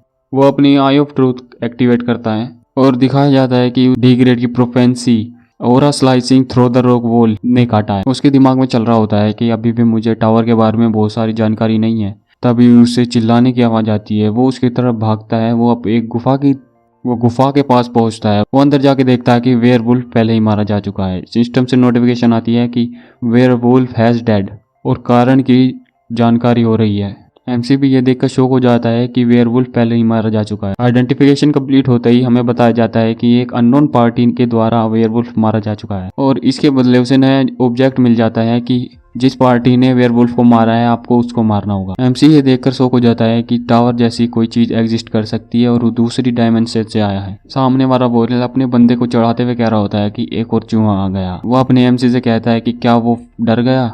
अपना बंदा सोच रहा होता है कि दूसरी डायमेंशन से आया हुआ बंदा बहुत ही ज़्यादा स्ट्रॉन्ग होगा, लेकिन वो मुझे एक ही बार में तो नहीं मार सकता। वॉरियर कहता है कि शायद से तुम मुझसे डरने के कारण कुछ बोल नहीं पा रहे हो, तो तुमसे अब मेरी तलवार बोलेगी। वॉरियर उसकी तरफ तलवार लेके बढ़ रहा होता है। एमसी उसके पास पड़ा हुआ वेयरवुल्फ का क्रोप उसे डिस्ट्रैक्ट करने के लिए उसके पास फेंकता है। जैसे ही वॉरियर उस क्रोप को काटता है, अपना बंदा फुल स्पीड का इस्तेमाल करते हुए उसके पीछे आ जाता है और वो वॉरियर के पीछे से हमला करता है, लेकिन उसे शौक हो जाता है कि वो दो हिस्सों में ना कटा। उसका आर्मर इतना ज्यादा स्ट्रॉन्ग है कि उसे एक खरोच तक नहीं आई। वॉरियर को पता चलता ही वो अपनी सोर्ड से अपने एमसी पर हमला करता है और एमसी बहुत ही ज्यादा दूर जाके गिरता है, जिससे उसका एक हाथ टूट जाता है। वॉरियर एमसी से कहता है कि तुम मुझ सबसे ज्यादा लूजर हो जो मैंने आज तक लड़े हैं। एमसी ये सुनकर गुस्सा हो जाता है कि उसने ये बात उससे कैसे कही। एमसी उससे पूछता है कि वो उसके ट्रायल में क्या कर रहा है। वॉरियर कहता है कि इसमें तुम्हारा कोई नुकसान नहीं होगा क्योंकि तुम्हारी डेथ इनविटेबल है। फिर वॉरियर बताता है कि तुम जब लेवल 8 पर पहुंच जाते हो तो तुम्हें ट्रेल इन्वेजन टोकन मिलता है, फिर तुम किसी भी ट्रेल में जाके दूसरे चैलेंजर के काम में इंटरफेयर कर सकते हैं। एमसी पूछता है कि तुमने एक बात और कही थी कि तुम्हारी दुनिया बहुत ही ज्यादा टेक्नोलॉजी से भरा हुआ है, क्या तुम दूसरे वर्ल्ड से आए हो। वॉरियर उससे पूछ रहा होता है कि और तुम्हें क्या लगता है कि मैं कहाँ से आया हूँ। फिर अपना एमसी उस पर आई ऑफ ट्रूथ का इस्तेमाल करता है, जिससे पता चलता है कि वॉरियर सच बोल रहा है। फिर वॉरियर उस पर गुस्सा होकर कह रहा होता है कि तुम्हें मुझे झूठा बोलने की हिम्मत कैसे हुई। अपना बंदा कहता है कि अब तुम इस बारे में क्या करोगे, और वो उसकी तरफ सोड लेके बढ़ रहा होता है, लेकिन अपना बंदा उसे आने से पहले फोन करता है कि तुम्हें क्या लगता है मैंने अपना हाथ इसलिए पकड़ रखा है क्योंकि यह दर्द कर रहा है। वो बताता है कि अगर मैंने अपना हाथ छोड़ा तभी उसकी फास्ट रीजन स्किल एक्टिवेट हो जाती है और उसका हाथ ऑटोमेटिक हील हो जाता है, और उसे वो बताता है कि मेरा हाथ अपने आप ही ठीक हो जाएगा। ये देखकर वॉरियर भी शौक हो जाता है, लेकिन वो कहता है कि तुम एक हीलर और एक स्वॉर्डमैन क्यों ना हो, लेकिन तुम हमारी दुनिया से बहुत ही ज्यादा कमजोर हो। और इसकी तरफ तलवार के हमला करने वाला होता है। अपना बंदा भी अपना डैगर निकालता है और उससे कहता है कि मैं तुम्हें अब अपनी ताकत दिखाता हूँ। और उसने जो पीछे वुल्फ की सोल अब्जॉर्ब की थी उसका इस्तेमाल करके अपने परमानेंट स्टेट बढ़ा लेता है, जिससे उसे कई गुना पावर बढ़ जाती है। वॉरियर ये देख के शौक हो जाता है कि एमसी अपनी ताकत भी बढ़ा सकता है। फिर एमसी अपनी 15% स्पीड बढ़ाता है अपनी क्लॉक की मदद से, जिसका टाइमर 1 मिनट होता है। वो उसका इस्तेमाल करते हुए उसकी तरफ बढ़ रहा होता है। फिर दोनों टक्कर के लड़ाई लड़ रहे होते। वॉरियर कहता है कि ये मेरे से बहुत ही ज्यादा स्टेट नीचे है, लेकिन फिर भी ये मुझे टक्कर कैसे दे पा रहा है। फिर वो अपनी ओरा स्किल का इस्तेमाल करता है। अपना बंदा भी शौक हो जाता है कि ये फिर से वही स्किल इस्तेमाल कर रहा है। वो उसके इस अटैक से बचता है और उसको दूसरा मौका ना देते हुए एक और स्लैश अटैक करता है। अपना बंदा मन ही मन में सोच रहा होता है कि अपने स्टेट बढ़ाने के बाद मैं उससे अब कई ज़्यादा स्टेट ऊपर हूँ। मेन प्रॉब्लम उसका आर्मर है। दोनों फिर से लड़ने लगते हैं और वॉरियर पर एक बिजली आके गिरती है। हमें बताया जाता है कि 10% चांस जो अपने बंदे को स्किल मिली थी कि 10% चांस है कि किसी अपने एनिमी पर लाइटनिंग स्ट्राइक हो। अपना बंदा अपनी स्किल्स की तारीफ ही कर रहा होता है, तभी वॉरियर जमीन पे गिर जाता है और वो कह रहा होता है कि तुम जैसा निचली रैंक का बंदा मुझे कैसे हरा सकता है। एमसी उसे बताता है कि ये तुम्हारी गलती है कि तुम उस आर्मर पे और अपनी एक हाई स्किल पर भरोसा कर बैठ। फिर उसकी तरफ डैगर बढ़ा रहा होता है और वॉरियर उससे दावा करता है कि अगर वो मुझे जिंदा छोड़ देगा तो मैं उसके हर सवाल का जवाब दूंगा, लेकिन अपना बंदा उसे फाइनली जान से मार देता है। फिर उसे नोटिफिकेशन आती है ट्रायल कंप्लीट करने के लिए। जैसे ही ट्रायल कंप्लीट होता है वॉरियर का क्रोप गायब होने लगता है। इससे पहले कि गायब हो एमसी शॉक हो जाता है और वो जल्दी से उसकी स्पिरिट अब्जॉर्ब करने लगता है और वो फाइनली उसकी स्पिरिट अब्जॉर्ब कर लेता है और उसकी स्किल भी 15% से बढ़ जाती है। और एमसी को पता चलता है कि अगर आप दूसरे डायमेंशन में मरते हो तो आपका क्रोप वहाँ नहीं रहता, वहाँ से गायब हो जाता है। तभी वो सोचता है कि कांग्रेचुलेशन तो आ गया, लेकिन रिवॉर्ड नोटिफिकेशन क्यों नहीं आया। अभी नोटिफिकेशन आता है कि आपका जो डिफिकल्टी लेवल है वो आपके रिवॉर्ड से मैच नहीं करता, आपका रिवॉर्ड एडजस्ट हो रहा है। उसे रिवॉर्ड मिलता है अल्टीमेट रेड का। उसे 7500 पॉइंट्स मिलते हैं और 3500 बोनस पॉइंट मिलते हैं। हमें ट्रेड स्किल का यूज़ बताया जाता है कि आपके जो भी शॉप से खरीदेंगे वे चीज़ें अब सस्ती हो जाएंगी। फिर अपना बंदा लॉबी में वापस लौट आता है और इन्वेंट्री में अपने सारे आर्मर्स डाल देता है। वो एक कोने में बैठता है और सोचता है कि वो आने वाले लेवल्स में इन्वेजन से कैसे बचाएगा। वो कहता है कि मैं अपना सवाल 8 लेवल तक बचाने वाला था। फिर नोटिफिकेशन आती है कि अपना क्वेश्चन सबमिट कर दो और एडमिन आपको क्वेश्चन का जवाब देगा। आपके क्वेश्चन की पोजीशन 5th लेवल पे है। एमसी क्वेश्चन पूछता है कि एक्चुअली में इन्वेजन है क्या और इन्वेजन होने से पहले क्या उसे एक वार्निंग मिल सकती है। वो अपना क्वेश्चन सबमिट करता है। वो सबमिट करते ही उसके पास रिस्पॉन्ड भी आ जाता है। क्लिक करता है और देखता है कि बेसिकली उसमें बताया जाता है कि कोई भी हाई लेवल का बंदा तुम्हारे लेवल में इन्वेजन कर सकता है तुम्हें लीडर बोर्ड से किक करने के लिए। उसे नोटिफिकेशन आता है कि तुम्हारा क्वेश्चन बहुत ही ज़्यादा बेसिक था तो तुम्हारे क्वेश्चन का इस्तेमाल नहीं किया गया है। ये देखकर अपना बंदा खुश हो जाता है। वो सोचता है कि अब मुझे अपने धरती से लाए हुए गियर्स का यूज़ करना चाहिए। वो अपनी टूटी हुई शील्ड उस गियर बॉक्स के आगे रखता है और उसकी शील्ड ठीक हो जाती है। फिर वो एक क्लीजिंग स्टोन का यूज़ करता है। वो सोचता है कि इसे खरीदना बहुत ही ज़्यादा वर्थलेस था, लेकिन उसे उससे अच्छा फील कराता है तो उसे लगता है कि ये ठीक ही था। 6 लेवल को स्टार्ट होने में 1 ही घंटा बचा होता है। एमसी ट्रायल शुरू होने से पहले लीडर बोर्ड चेक करने का वो ये देखकर शौक हो जाता है कि उसकी पोजीशन 17 से 3 पर आ चुकी है। वो सोचता है कि मैं पोनियन पार्क के बहुत ही ज़्यादा करीब आता जा रहा हूँ, लेकिन उसे लेवल 8 तक इंतज़ार करना पड़ेगा। फिर वो देखता है कि वहाँ पर एक स्किल बेची जा रही है, मेंटल रेजिस्टेंस स्किल, जिसका इस्तेमाल से अगर आप किसी को मारते हो और लूटिंग करते हो या फिर अपने साथी को धोखा देते हो उससे आपको बहुत ही ज़्यादा अच्छे रिवॉर्ड मिल सकते हैं। जिस कारण वहाँ पर बहुत ही सारे लोग इस स्किल को बेकार बताते हुए केओस मचा देते हैं। फिर अपना बंदा सोचता है कि अब यहाँ पर कानून की कोई भी ज़रूरत नहीं है। उसे उस स्किल का थोड़ा अंदाज़ा होता है। वो सोचता है कि जब आप किसी के मेंटल स्टेट पर हमला करते हो तो वो अपनी स्किल से अपने मेंटल को जल्द से जल्द ठीक नहीं कर सकता। फिर उनमें ही एक बंदा चैट करके कह रहा होता है कि तुम्हें वो बंदा याद है जिसने 4th लेवल की इंफॉर्मेशन लीक की थी। उसने अपना नाम बदल कर स्वीट बिन सेस रख लिया है। मुझे लगता है कि वे हम सच्चे लोग चाहते हैं कि हम एक दूसरे को मार कर जीतें। अपना बंदा ये सब सुन के उसका नाम याद रखने को सोचता है। फिर वो 6 लेवल में एंटर करता है। 6 लेवल का टाइम लिमिट होता है 50 मिनट। उसमें उसका ऑब्जेक्टिव लिखा होता है कि किसी भी डायरेक्शन में अपना कब्जा करें और आप टाइम लिमिट के अंदर करना होगा, अगर नहीं वरना वही पेनल्टी डेथ। वो देखता है कि वो इस बार ओपन सी में आया है। सिस्टम के द्वारा फिर से बताया जाता है कि आपको फिर से एक ड्रीम बनानी होगी। अपना बंदा पोर्टल के पास खड़ा होता है और वो सोच रहा होता है कि तो फिर बाकी के लोग अभी तक क्यों नहीं आए। तब उसके सामने से एक भाला उड़ता हुआ आ रहा होता है, लेकिन अपना बंदा उसे पकड़ लेता है और उसके बंदे को बाहर फेंक देता है। एमसी उससे पूछता है कि मैं तुम्हारा टीममेट हूँ, तुमने मुझ पर हमला करने की कोशिश क्यों की। सामने वाला बंदा कहता है कि तुमने चैटिंग रूम नहीं पढ़ा था क्या, हमें एक दूसरे को मारना होगा क्योंकि हमें ये से मिलेंगे अच्छे रिवॉर्ड। एमसी उससे कह रहा होता है कि तुम स्ट्रॉन्ग बनने के लिए किसी को भी मारोगे, चाहे वो तुम्हारा टीम में से क्यों ना हो। सामने वाला बंदा कहता है कि जरा आसपास देखो, मैं अकेला नहीं। वो देखता है कि सभी टीम अपने ही टीममेट को स्ट्रॉन्ग बनने के लिए मार रहे हैं। सामने वाला बंदा कहता है कि अब तुम्हें पता चला, तुम सिर्फ दिखावा कर रहे हो। फिर हमें दिखाया जाता है कि 2 टीममेट्स अपनी एक टीममेट्स को मिलकर मार रहे होते हैं। मोटे वाला कह रहा होता है कि शायद से सबको पता चल गया कि हमें एक दूसरे को मार कर ही रिवॉर्ड को अचीव करना पड़ेगा, लेकिन इससे पहले कि वो और कुछ कह पाता उसका साथी ही उसे मार देता है। और वो उससे कह रहा होता है कि तुम्हें पता होना चाहिए कि तुमने हाथ किससे मिलाया है, और वो इसे मार कर पॉइंट्स अचीव कर लेता है। तभी अपने एमसी का साथ का टीममेट कह रहा होता है कि अब तुम्हें पता ही चला गया होगा, तुम ये अच्छा बनने का नाटक बंद करो, तुम्हें भी अचीवमेंट चाहिए राइट। और उस पर ये कहकर हमला कर देता है, पर अपना बंदा उसका स्पीयर से ही उसे जान से मार देता है। फिर एमसी सोच रहा होता है कि ये बहुत ही ज़्यादा कमज़ोर है, मैं अपने टीममेट्स को जान से नहीं मारूंगा जब तक कि कोई सामने से आके मुझ पे हमला ना कर। फिर हमें एक वाटर मेज को दिखाया जाता है जो वाटर का इस्तेमाल करते हुए एक प्रोटेक्शन बना लेता है। वो खुश हो रहा होता है कि शायद से ये लेवल मेरे लिए ही बना हुआ है, लेकिन वो देखता है कि उसकी तरफ बहुत ही तेजी से कोई आ रहा होता है। वो और कोई नहीं है, अपना एमसी होता है। वो एक ही किक में उसका बैरियर भी तोड़ देता है और उसे एक ही किक में हरा देता है। आसपास के लोग भी ये देख कर शौक हो जाते हैं कि उनसे बहुत ही बड़ा चैलेंजर आ चुका है। फिर अपना बंदा उसके बेस पर ऑक्यूपाई कर लेता है और वो सोचता है कि अब ये सब देख के कोई मेरे एरिया पर ऑक्यूपाई नहीं करेगा।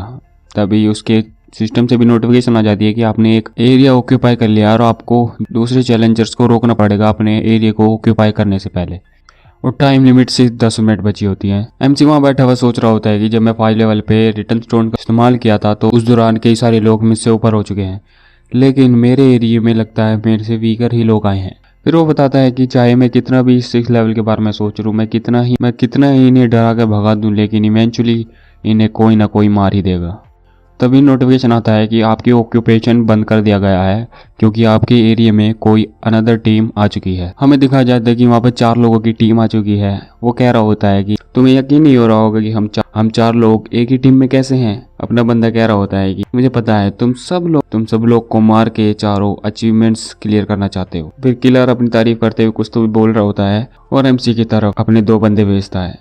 एमसी उन दोनों को आते हुए देख अपना डैगर निकालता है और किलर के पीछे खड़ा एक बंदा अपनी बाइंड हार्ट की स्किल यूज करता है, जिससे बाइंड हार्ट स्किल वो है जिससे अपने आप को नुकसान पहुंचाकर सामने वाले को नुकसान पहुंचाया जाता है। वो अपना डैगर लेके अपने ही हाथ में गाड़ लेता है, जिससे अपने बंदे के हाथ में दर्द होने लगता है। अपने एमसी की पेन रेजिस्टेंस स्किल यूज हो जाती है, जिससे 15% उसका पेन रिड्यूस हो जाता है, जिसके कारण उसका डैगर भी नीचे गिर जाता है।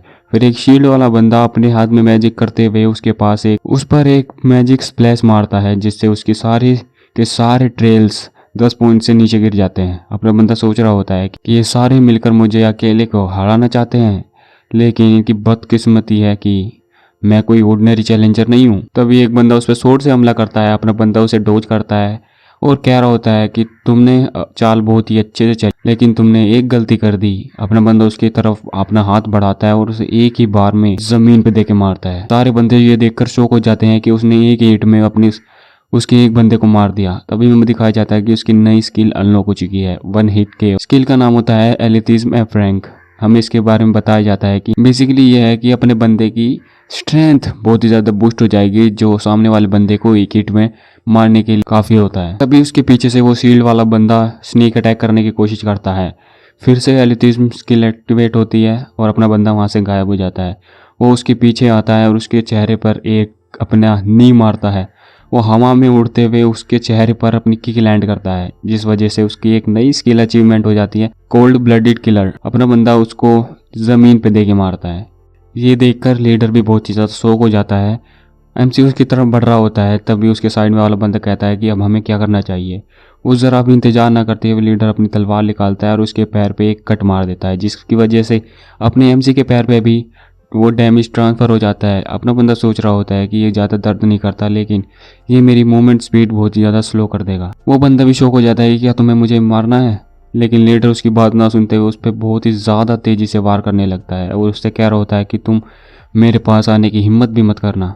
अपना बंदा सोच रहा होता है कि ये मुझे और भी ज़्यादा दर्द करने लगा है, लेकिन मेरी स्किल पेन रेजिस्टेंस की वजह से मैं अभी भी मूव नहीं कर पा रहा हूँ, लेकिन मेरे पास सिर्फ एक ही तरीका है इसको खत्म करने के। अपना डैगर लेता है और ब्लाइंड हार्ट वाले बंदे पे जो इसके पास ये स्किल है उसका गला काट देता है। वो उसकी तरफ फेंकता है और उसका गला काट देता है, जिससे अपने बंदे पर भी वो डैमेज ट्रांसफर होता है। ये देख कर कि अपना एमसी लड़ने की हालत में नहीं है, वो लीडर उसका फायदा उठाने के लिए उस पर हमला करने जाता है, लेकिन अपना बंदा दोनों हाथों से उसकी तलवार रोक देता है। अपना एमसी उससे कहता है कि तो असल में सिर काटना इतना मजेदार होता है। लीडर भी ये देख के घबरा जाता है। अपना एमसी उसकी तलवार तोड़ता है और एक ही वार में उसकी गर्दन अलग कर देता है। उसकी अचीवमेंट अनलॉक हो जाती है ब्लेंड ऑफ एसिन और उसे 1500 पॉइंट भी मिलते हैं। टाइम ओवर हो जाता है और वो सक्सेसफुली ऑक्यूपाई कर लेता है टाइटल को। सभी लोग खुश हो जाते हैं कि आखिरकार जीत गए। अपना बंदा सोच रहा होता है अंत में अपनी टीम बनाकर जितने लोगों ने ट्रायल कंप्लीट किया है वो अंत तक अपनी टीम का साथ देंगे, लेकिन कुछ लोग ऐसे भी हैं जो अपने टीममेट्स को मार गलत नहीं समझेंगे। मैं भी इन लोगों की आंखों में एक मॉन्स्टर ही हूँ। तभी सब लोगों को कांग्रेचुलेशन कि ये नोटिफिकेशन आती है 6 लेवल कंप्लीट करने के लिए।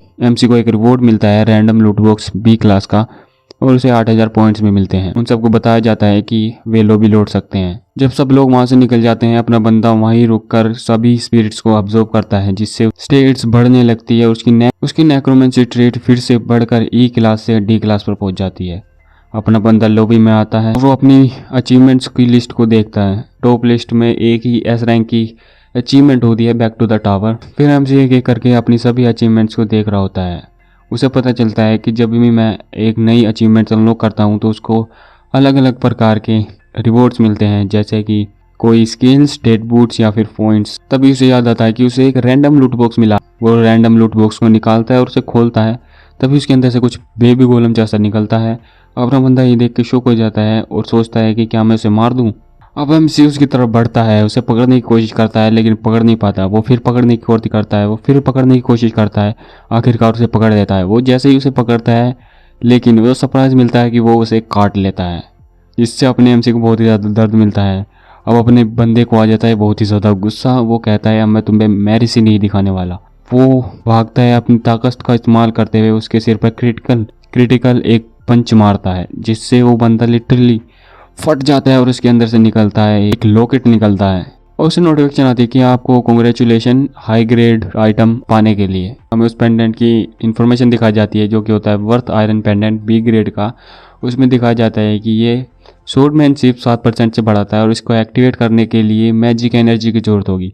जब आप एक बार इसमें मैजिक एनर्जी डाल देंगे तो इसका कोई कूल डाउन नहीं होगा। एमसी उसको अपने हाथ में लेता है और उसकी स्किल्स को एक्टिवेट कर देता है, जिससे उसका डैमेज 10% से ऑब्जॉर्व कर लिया जाता है। वही देख के हैरान हो जाता है कि ये स्वॉर्डमैनशिप की पावर 7% बढ़ा देता है और मेरी फिजिकल डैमेज को 10% से ऑब्जॉर्व भी कर लेता है। ये तो एक ए ग्रेड की आइटम से भी बढ़िया है, जो कि ऑफेंसिव और डिफेंसिव दोनों क्लास रखता है। यह देख करके खुश हो जाता है कि उसे एक जैकपॉट मिल चुका है। लेकिन अपना बंदा जैसे ही उस ब्रेसलेट को पहनता है उसकी सारी एनर्जी अब्जॉर्ब कर ली जाती है पेंडेंट के द्वारा। इसने मेरी मैजिक एनर्जी इस तरह से चूस ली जैसे ये कुछ था ही नहीं। तब एमसी के सामने एक नोटिफिकेशन आता है कि क्या आप लेवल 7 को स्टार्ट करना चाहोगे। एमसी सोचता है कि ट्रायल शुरू होने से पहले तो बहुत ही ज्यादा कूल डाउन टाइम लगता था ना, लेकिन कभी चैट रूम में कोई बता रहा होता है कि अब लेवल में कोई भी वेटिंग टाइम नहीं होगा, आप कभी भी जा सकते हो। और जो चैलेंजर्स जल्द से जल्द अपने लेवल्स को बढ़ाना चाहते हैं उनके लिए तो बहुत ही ज़्यादा बढ़िया है। एमसी सोच रहा होता है कि यहाँ पर ज़्यादातर लोग खुश नहीं है क्योंकि वे लो लेवल पर हैं और वे जल्द से जल्द घर जाना चाहते हैं, इसीलिए उन्हें इनसे फ़र्क नहीं पड़ता कि चैलेंज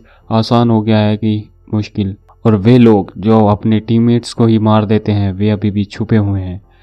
तो अगर आगे ऐसी कोई चुनौती आए जिसमें मुझे टीम बनानी पड़े तो शायद से मुझे और भी ज़्यादा स्ट्रॉन्ग बनना होगा ताकि मैं मारा ना जाऊं। फिर वो अपनी मेन नेक्रोमेंसी क्लास को देखता है जिसकी क्लास बढ़कर डी हो चुकी है और उसमें एक और इफेक्ट ऐड हो चुका है कि वो अब्जॉर्ब की हुई डेड स्पिरिट्स को अवेकन कर सकता है और उसको शील्ड की तरह यूज़ कर सकता है। अपना बंदा सोच रहा होता है कि पहले मैंने अपनी अब्जॉर्ब की हुई स्पिरिट्स को स्ट्रेंथ में बदला, फिर मैजिक एनर्जी में बदला, फिर अपने आप को प्रोटेक्ट करने के लिए बदला, लेकिन अब मैं उन स्किल को बुला सकता हूँ। वो सोचता है कि अब मुझे किसी भी डिफेंस एबिलिटीज़ की ज़रूरत नहीं है। वो अपना डैगर निकालता है और अपनी एबिलिटी को टेस्ट करने के लिए उसे हवा में उड़ाता है। वो सोचता है कि अगर मैंने अपना हाथ काट भी लिया, अगर वो एबिलिटी काम नहीं करी तो मुझे लॉबी की ही ऑटोमेटिक हील कर देगी।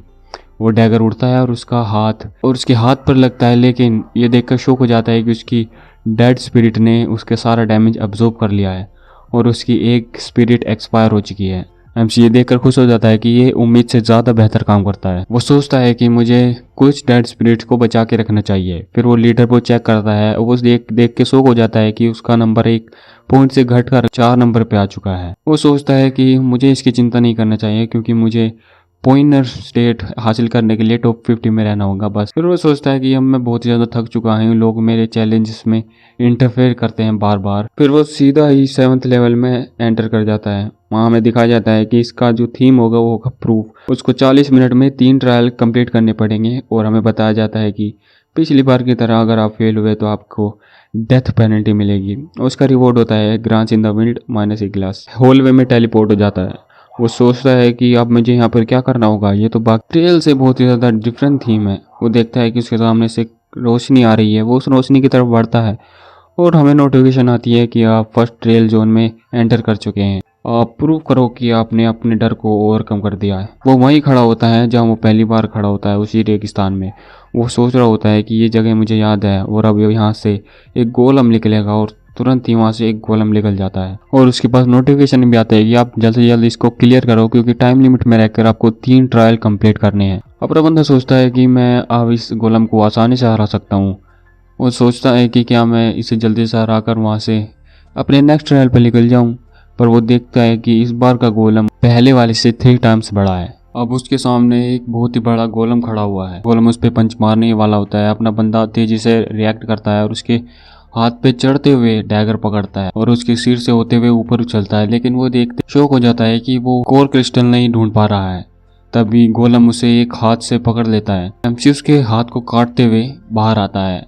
वो सोचता है कि अगर मुझे बाहर की तरफ कोर नहीं दिख रहा है तो मैं इसको जब तक काटूंगा जब तक मुझे पूरी तरह से कोर नहीं दिख जाता। तभी गोलम को गुस्सा आ जाता है और वो वहां से कूदता है। एमसी ये देख कर शौक हो जाता है कि वो मेरे ऊपर गिरने वाला है। वो वहां से भागता है। गोलम जैसे ही उतरता है वहां पे बहुत ही बड़ा धमाका होता है। अगर बंदा बाल बाल बचता है, सोचता है ये कितना करीब था। गोलम फिर एक बार अपने एमसी की तरफ मूव करता है। इस बार अपने एमसी अल्टीमेट ट्रेड स्किल को एक्टिवेट करता है, जिसका काम होता है कि वो एक बार में कई सारे स्ट्राइक दे सकता है। फिर वो इसका यूज करते हुए उसका हाथ काट देता है और फिर एक पैर काट देता है। एमसी सोच रहा होता है कि मैं इसे एक बार में काट पा रहा हूँ, क्योंकि पिछली बार जब मैंने उस वॉरियर से लड़ाई की थी तो उससे लड़ना बहुत ही ज़्यादा मुमकिन था, क्योंकि वो दिमाग से लड़ रहा था, लेकिन ये तो सिर्फ एक गोलम है। फिर गोलम अपने आप को रीजनरेट करता है और उसकी तरफ फिर से बढ़ता है। अपना बंदा सोचता है मैं जब तक इसे काटूंगा जब तक कोर स्टोन नहीं मिल जाता। अपना बंदा बार बार उसे काटता है, फिर से काटता है। तभी एमसी को रियलाइज होता है कि ये बंदा पहले से काफ़ी छोटा हो चुका है।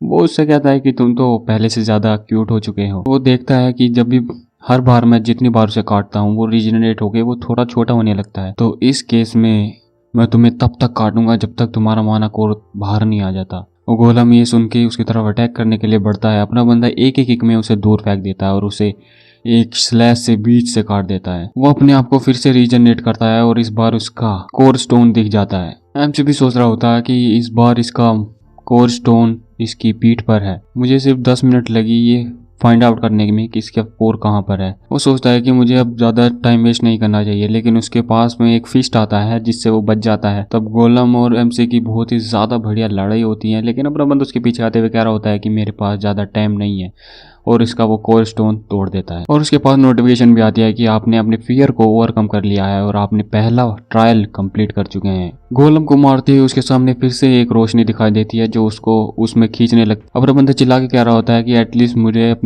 एटलीस्ट मुझे गोलम की स्पीड अब्जॉर्ब तो करने दो। वो जाते जाते अब्जॉर्ब करने ही वाला होता है, लेकिन वो पूरी तरह अब्जॉर्ब नहीं कर पाता। उसके सामने नोटिफिकेशन आता है कि आप अब्जॉर्ब डेड स्पिरिट को अब्जॉर्ब करने में फेल हो चुके हो। एमसी ये देखकर दुखी हो जाता है कि मेरे सारे स्टेट बेकार चले गए। तभी वो दूसरे लेवल पर टेलीपोर्ट होता है और वो देखता है कि वो वहीं पर टेलीपोर्ट हुआ है जहाँ पर वो दूसरी बार आया था। जब वो उसी ओर्क विलेज में आ जाता है जहाँ वो पहली बार आया था, इसने पूरे विलेज में आग लगा दी थी। वो बाहर निकलता है और उसे पता चलता है कि जब मैंने ये कंप्लीट किया था उसके बाद क्या हुआ था। उन सबको मारने के बाद वहाँ पर हंटर ओर्क्स आ जाते हैं। वे देखते हैं कि अपना एमसी उनके सामने खड़ा है। वे अपना रेज मोड ऑन करते हैं। एमसी मन में सोच रहा होता है कि तुम्हारे बर्जक मोड ई क्लास से ज़्यादा बड़ा नहीं होगा। और एमसी पर हमला करते हैं और अपना एमसी कह रहा होता है कि तुम बस एक कीड़े हो और तुम्हें दुख महसूस करने का कोई हक नहीं है। और एमसी अपनी इंसर्ट एक्रिलेशन एक्टिवेट करता है और अल्टीमेट ट्रेड स्किल एक्टिवेट करता है। हमें दिखाया जाता है कि हंटर लीडर ने अपने घुटने टेक दिए हैं। अपना बंदा ये देखकर शौक हो जाता है कि क्या ये अपने से पावरफुल बंदे के सामने घुटने टेक रहा है, लेकिन वो गलत था और उसका ध्यान भटकते ही उस पर हमला करता है। लेकिन अपना बंदा चौकन्ना होता है, उसका अटैक डोज करते हुए एक बार में ही उसकी गर्दन धड़ से अलग कर देता है। और उसे नोटिफिकेशन आता है कि आप अपने दिमाग से काम करते हैं और आपने सेकंड लेवल भी कंप्लीट कर लिया है। अब मुझे जल्दी से टाइम वेस्ट नहीं करना चाहिए, इनकी सोल जल्दी से ऑब्जर्व करनी चाहिए, वरना थर्ड लेवल कब शुरू हो जाएगा पता भी नहीं चलेगा। तभी वो सभी स्पिरिट्स को ऑब्जर्व कर लेता है और अपनी स्टेट बढ़ा देता है। उसकी नेक्रोमेंसी 6% से बढ़ जाती है और उसके पास टोटल 30 में से 19 स्पिरिट्स को ऑब्जर्व कर लेता है। Hunter style dagger class E+ से D क्लास में अपग्रेड हो जाती है और इंस्टेंट एक्रिलेशन D क्लास से D+ हो जाती है। वो थर्ड ट्रायल में एंटर करता है। उसमें बताया जाता है कि अपने आप को प्रूव करो कि अपनी हेजिटेशन पीछे छोड़ दिया है। वो देखता है कि वो 6 लेवल के ओशियन वाले वर्ल्ड में आ जाता है। वो सोचता है कि मुझे लगा कि ये पिछले बार के वर्ल्ड देखते हुए इस बार ये थर्ड लेवल वाला, और वो अपनी इन्वेंटरी से poison of life D grade का पोशन निकालता है, जिससे उसका स्टेमिना और मैजिक एनर्जी 20% से बढ़ जाती है। वो टाइम वेस्ट ना करते हुए उसे गट पी लेता है और वो अच्छा फील करने लगता है। तभी वो सोचता है उस बोतल को कहाँ फेंके, और वो सोचता है कि ओशन की परवाह कौन करता है, और उसे वहीं पे फेंक देता है। उसे पीछे से कुछ आवाज़ आती है। उसे पता चलता है कि कुछ फव्वारे उसके स्लैब्स को उड़ाते हुए उसके पीछे से आ रहे हैं। वो तुरंत अपनी क्लॉक की D को एक्टिवेट करता है, जिससे उसकी मूवमेंट स्पीड 15% से बढ़ जाती है 1 मिनट के लिए। एमसी भागते हुआ सोच रहा होता है कि मुझे नहीं लगता ये करना बहुत ही ज़्यादा मुश्किल होगा। मुझे बस अपने रेड ऑक्यूपेशन पे जाकर उसे एक्वायर करना होगा जब तक कि ये पानी मुझे पकड़ नहीं लेता। लेकिन मुझे नहीं लगता कि ये मुझे पकड़ पाएगा। लेकिन तभी स्लैब फिसलती है और पानी उसको पूरा भिगा देता है और उसके पास नोटिफिकेशन आता है कि आपको पानी के द्वारा डुबाया जा रहा है। अपना बंदा जल्द से जल्द अपनी स्ट्रेंथ, एजिलिटी और स्टेमिना को 10 पॉइंट से इंक्रीज करता है और टाइम बचा है उसके पास सिर्फ और सिर्फ 3 मिनट। एमसी सोचता है कि मैंने फिर से बेवकूफ़ बन गया। ये ट्रायल बिल्कुल भी कॉमन सेंस का इस्तेमाल नहीं करता है। ये कहीं से भी कोई भी स्लैब ऊपर उठा सकता है। फिर अपना बंदा जल्द से जल्द अपनी स्पीड का इस्तेमाल करते हुए रेड एरिया की तरफ भाग रहा होता है। तभी से रेड एरिया दिख जाता है। वो देखता है कि सारी की सभी के सभी वेव उसकी तरफ बढ़ रही होती हैं। एमसी ये देख कर शॉक हो जाता है कि शायद से, लेकिन अपना बंदा डरता नहीं है। वो लगभग पहुंचने वाला होता है, तभी उसके पीछे से एक वेव आके जोर से मारती है, जिससे अपने बंदे को दर्द होता है। लेकिन तुरंत ही उसका आयरन पैंट उसका फिजिकल डैमेज 10% से घटा देता है और उसकी एक स्पिरिट उसे शील्ड करते हुए मरने नहीं देती। अपना बंदा ये देख कर कि उसकी बचाई हुई डेड स्पिरिट्स ने उसे काम दे दिया है, वो तुरंत से तुरंत एक्सेलेरेशन अपने बचे हुए टाइम का इस्तेमाल करते हुए वहां से भागता है। लेकिन बीच में ही उसकी स्किल की स्पीड का टाइम खत्म हो जाता है। वो सोचता है कि इसी टाइम पे क्या इसे खत्म होना था, लेकिन वो लगभग पहुंचने वाला होता है। लेकिन पीछे से वेव भी आ रही होती है, तो वो एक स्पिरिट अपने हाथ में एक्टिवेट करता है और उसको खा जाता है। नोटिफिकेशन आता है कि आपने हंटर और की डेड स्पिरिट की मैजिक एनर्जी एब्जॉर्ब की है। तभी उसकी सारी ताकत वापस आ जाती है। फिर एक बार रेड एरिया की तरफ बढ़ रहा होता है। वो लगभग पहुंचने वाला होता है, लेकिन फिर से वेव आती है और उसका रास्ता ब्लॉक कर देती है। ये देखकर अपना बंदा शॉक हो जाता है कि उसका रास्ता एक वेव ने रोक दिया गया है। वेव में घुस जाता है और ऊपर की तरफ निकलता है, जिस वजह से उसकी स्पिरिट जो उसने अब्जॉर्ब की थी वो भी खत्म हो जाती है। उसकी ताकत भी खत्म हो जाती है। अपना बंदा ये देखकर शॉक हो जाता है कि वो इतनी ऊंचाई से गिर के नहीं बचेगा। वो नीचे की तरफ गिरने लगता है। वो शॉक हो जाता है कि वो लगभग क्रैश ही करने वाला है। वो धड़ाम से नीचे गिरता है, लेकिन एक बार फिर उसे डेड स्पिरिट बचा लेती है। इस बार 2 डेड स्पिरिट का यूज होते हुए उसका जान बचा लेती है। अब उसके पास 12 डेड स्पिरिट्स बची हैं। जैसे ही एमसी अपनी आंख खोलता है, वो ये देखकर शॉक हो जाता है कि वे उस पर अभी भी हमला कर रही हैं, लेकिन एंड वक्त पर वे रुक जाती हैं और उसके पास नोटिफिकेशन आता है कि आपने अपने आप को प्रूव कर दिया कि आपने हेजिटेशन पीछे छोड़ दी है और आपने सक्सेसफुली 3rd ट्रायल भी कंप्लीट कर लिया है। और वेव गायब होते हुए उसका सारा पानी अपने एमसी पर गिर जाता है और उसके पास सभी की सभी नोटिफिकेशन आ जाती है कि आपने 3 ट्रायल कंप्लीट कर चुके हैं। आपने ग्रैंस of the wild skill absorb कर लिए। आपको 15,000 पॉइंट भी दिए जाते हैं और आपको एक पोशन दिया जाता है जो आपकी स्विफ्टनेस को बूस्ट करेगा। अब आप लॉबी में लौट सकते हैं। अपना बंदा लॉबी में पहुंचता है और वो सोचता है कि मैं लगभग मर ही गया था। अब से मुझे नेक्स्ट ट्रायल पर जाने से पहले कुछ समय का इंतजार करना ही होगा। तब उसके पास नोटिफिकेशन आते हैं कि आप लेवल 7 को क्लियर करने वाले लगभग 1000 बंदे हैं। सिस्टम एक्सपेंड हो रहा है और स्किल स्टोर भी अनलॉक हो चुका है। अब आप अपनी चॉइस से ड्रिल्स में जा सकते हैं और आपके लिए परमानेंट रिटर्न स्टोन भी अनेबल कर दिया गया है। और अब आप किसी भी दूसरे चैलेंजर्स के ट्रायल में इन्वेजन कर सकते हैं। एमसी को पता चल जाता है कि अब वो परमानेंटली अर्थ पर जा सकता है, लेकिन सबसे ज़्यादा उसे जो एक्साइट करता है वो होता है पियोनियर, जिससे अब वो सिलेक्ट हो जाता है, जिससे उसे एक हालो मिलता है। सिस्टम बताता है कि ये हालो आपके इनर ट्रेट और स्किल को अफेक्ट कर सकता है, तो आप केयरफुली चूज करें। एमसी सोचता है कि मुझे इससे पहले ऐसे कोई वार्निंग नहीं दी गई थी, लेकिन इस बार दी गई है। उसके सामने एक पैनल आता है कि आपको होलो चुनना होगा, एक रूलर, एक हंटर और एक मोंग। अपना बंदा सोचता है कि इन सब के अलग अलग काम है, तो मुझे सबसे पहले इनकी इन्फॉर्मेशन पढ़ लेनी चाहिए। बेसिकली इसकी इन्फॉर्मेशन इतनी होती है कि ये आपके इनर ट्रेड से जुड़ा होता है और आपकी कॉम्बैट, ग्रोथ और सपोर्ट ETC सभी टर्म्स को बढ़ा देता है। और मतलब सोचता है कि ये बहुत ही ज़्यादा इंटरेस्टिंग है कि मेरे सारे ट्रेड्स को ये बढ़ा सकता है, और उसमें लिखा भी होता है कि ये हालो आपके लिए सबसे ज़्यादा सूटेबल है। सोचता है कि मैं पहले दूसरे भी देखना चाहूँगा।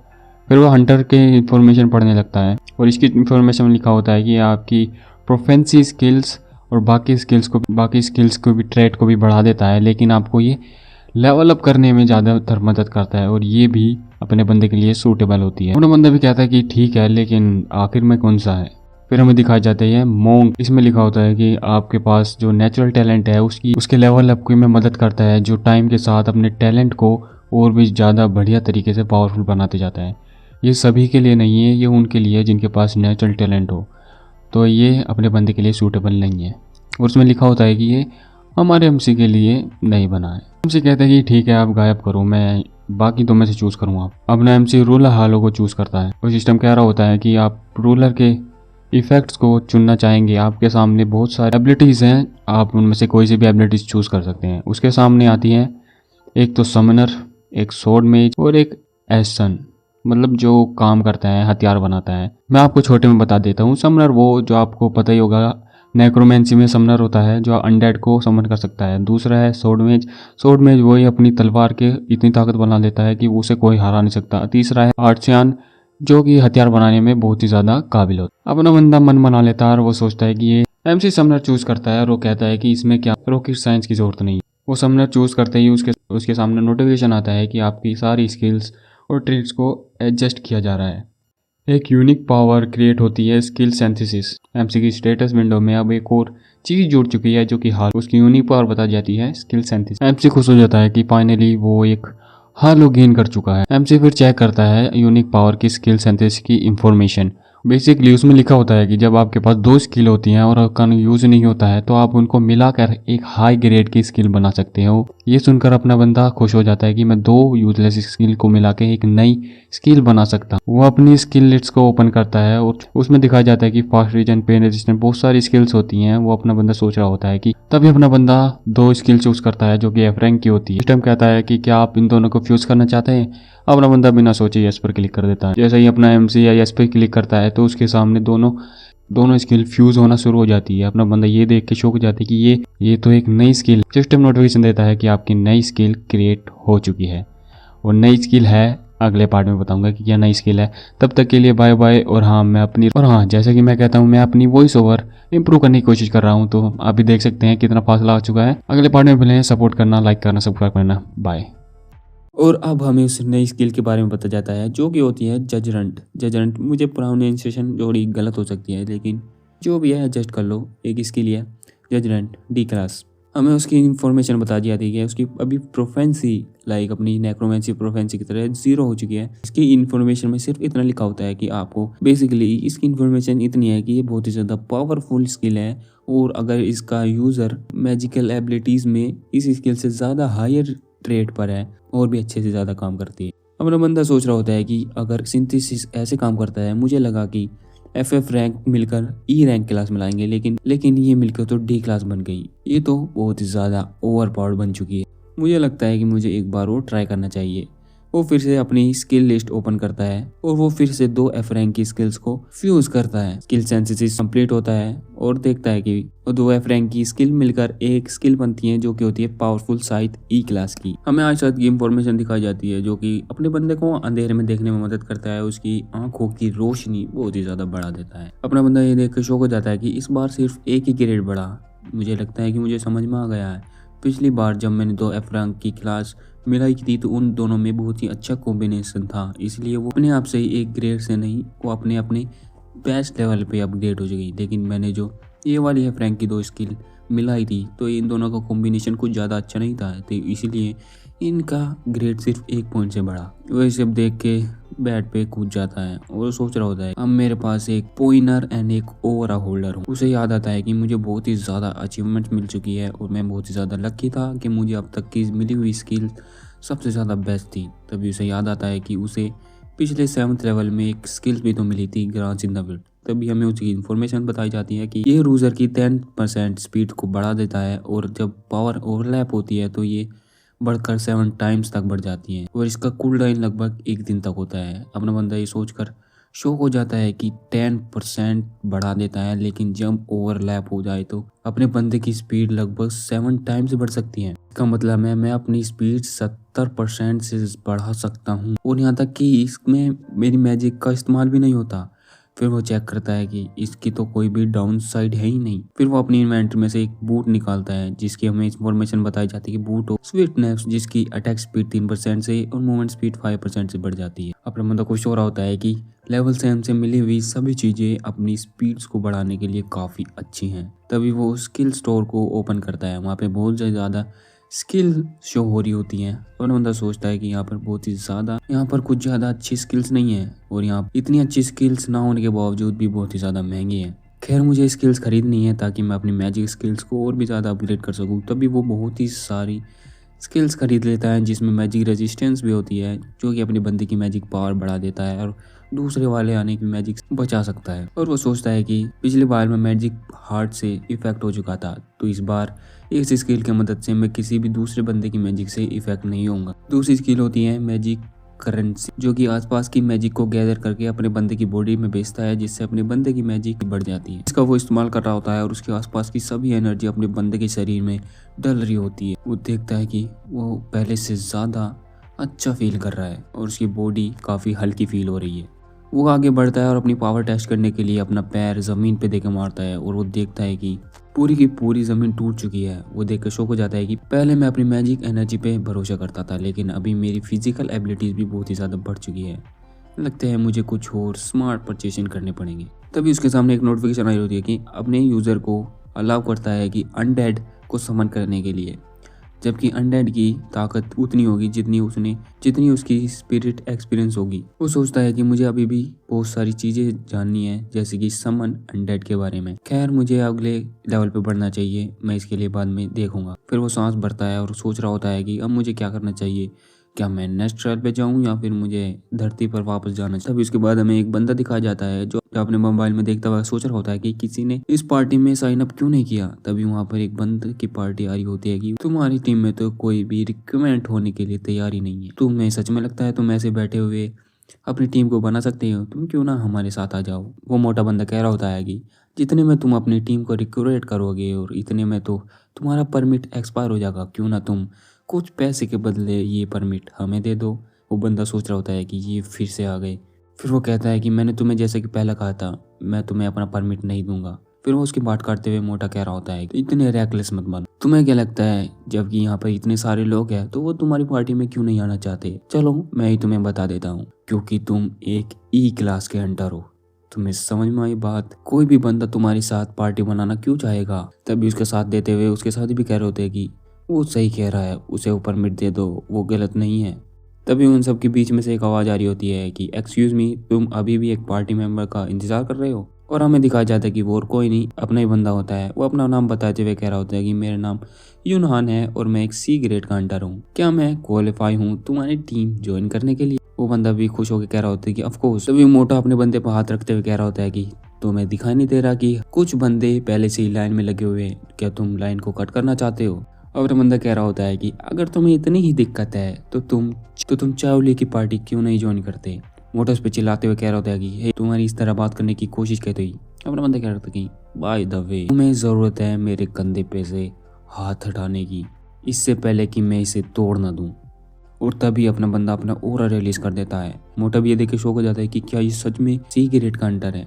मोटे के चमचे भी देख के खुश हो जाता है कि देखो अपने बंदे का ओरा, शायद वो बच्चा डर गया।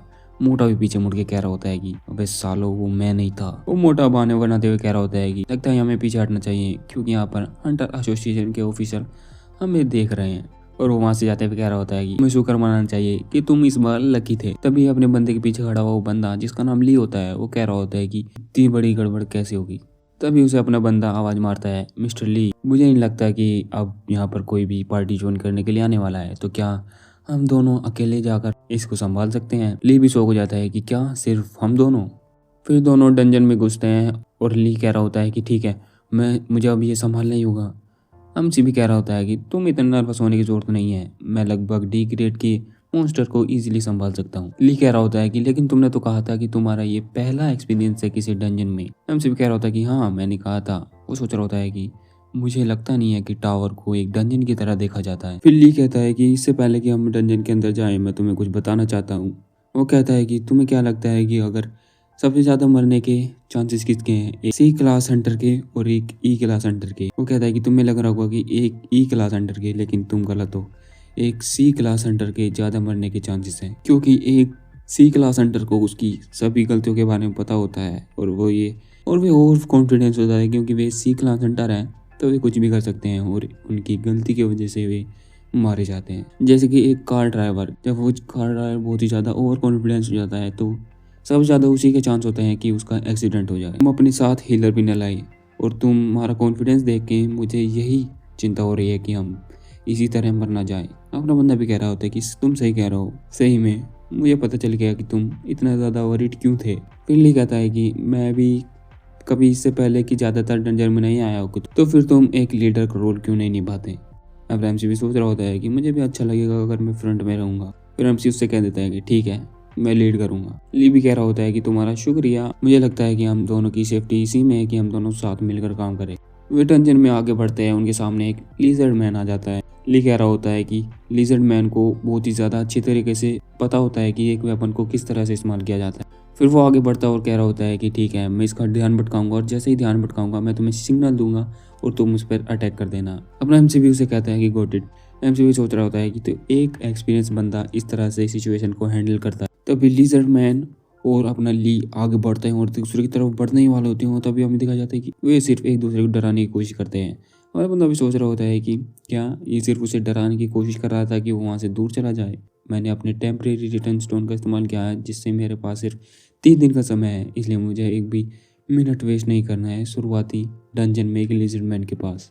तभी अपना बंदा आगे बढ़ता है और कहता है कि तुम पीछे हट जाओ, मैं इसे संभालता हूँ। तभी वो अपनी स्पीड का इस्तेमाल करते हुए आगे बढ़ता है और उसे एक ही बार में कई टुकड़े कर देता है। ये देखकर ली भी शौक हो जाता है और अपना बंदा कह रहा होता है कि तब तक मैं यहाँ हूँ, तुम्हें चिंता करने की कोई जरूरत नहीं। ठीक है, जब तक कि तुम लीड कर रहे हो मुझे भी इससे कोई प्रॉब्लम नहीं। एमसी कहता है कि ठीक है, मेरे पास एक सजेशन है। ली भी कहता है कि ठीक है, अब जो तुम कहोगे मैं वही करूंगा।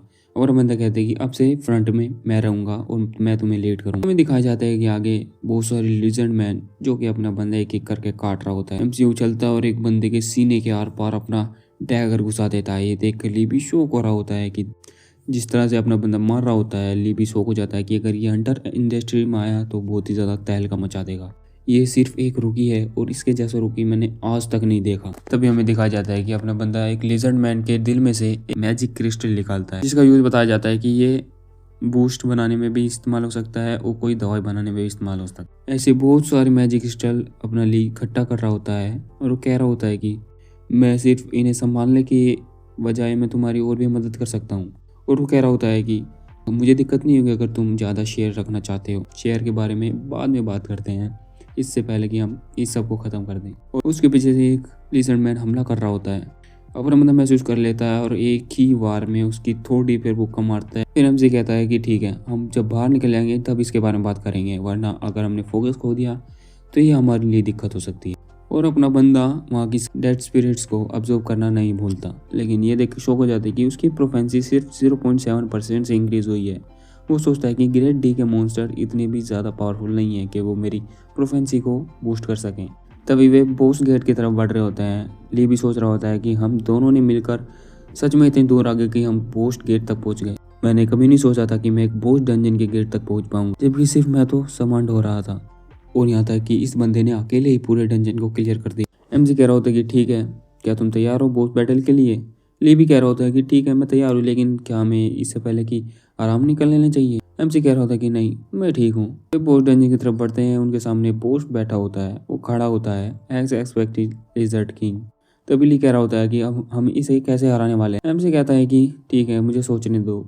ली भी दुख के शौक हो जाता है कि तुम्हारे पास इससे पहले कोई प्लान नहीं था। तभी बॉस उस पर हमला करता है। अपना बंदा कह रहा होता है कि नहीं, अभी तक तो नहीं। बॉस उस पर हमला कर रहा होता है। अपना बंदा कैसे न कैसे करके उसके हमले डोज कर रहा होता है और ये देख के शौक हो जाता है कि इसकी स्पीड बहुत ही ज़्यादा है, लेकिन इतनी भी ज़्यादा नहीं कि मैं इसे पकड़ ना पाऊँ। तभी वो पीछे से हमला करने की कोशिश करता है, लेकिन बॉस अपनी पूंछ से उसको दूर फेंक देता है, लेकिन उसका सारा डैमेज डेड स्पिरिट्स अब्जॉर्ब कर लेती हैं। अपना बंदा खड़ा होता है, वो कह रहा होता है कि ये तो अच्छा हुआ, अब मुझे अपनी नई स्किल्स याद आ चुकी हैं, अब मुझे शायद से अपनी नई स्किल्स का टेस्ट करना चाहिए।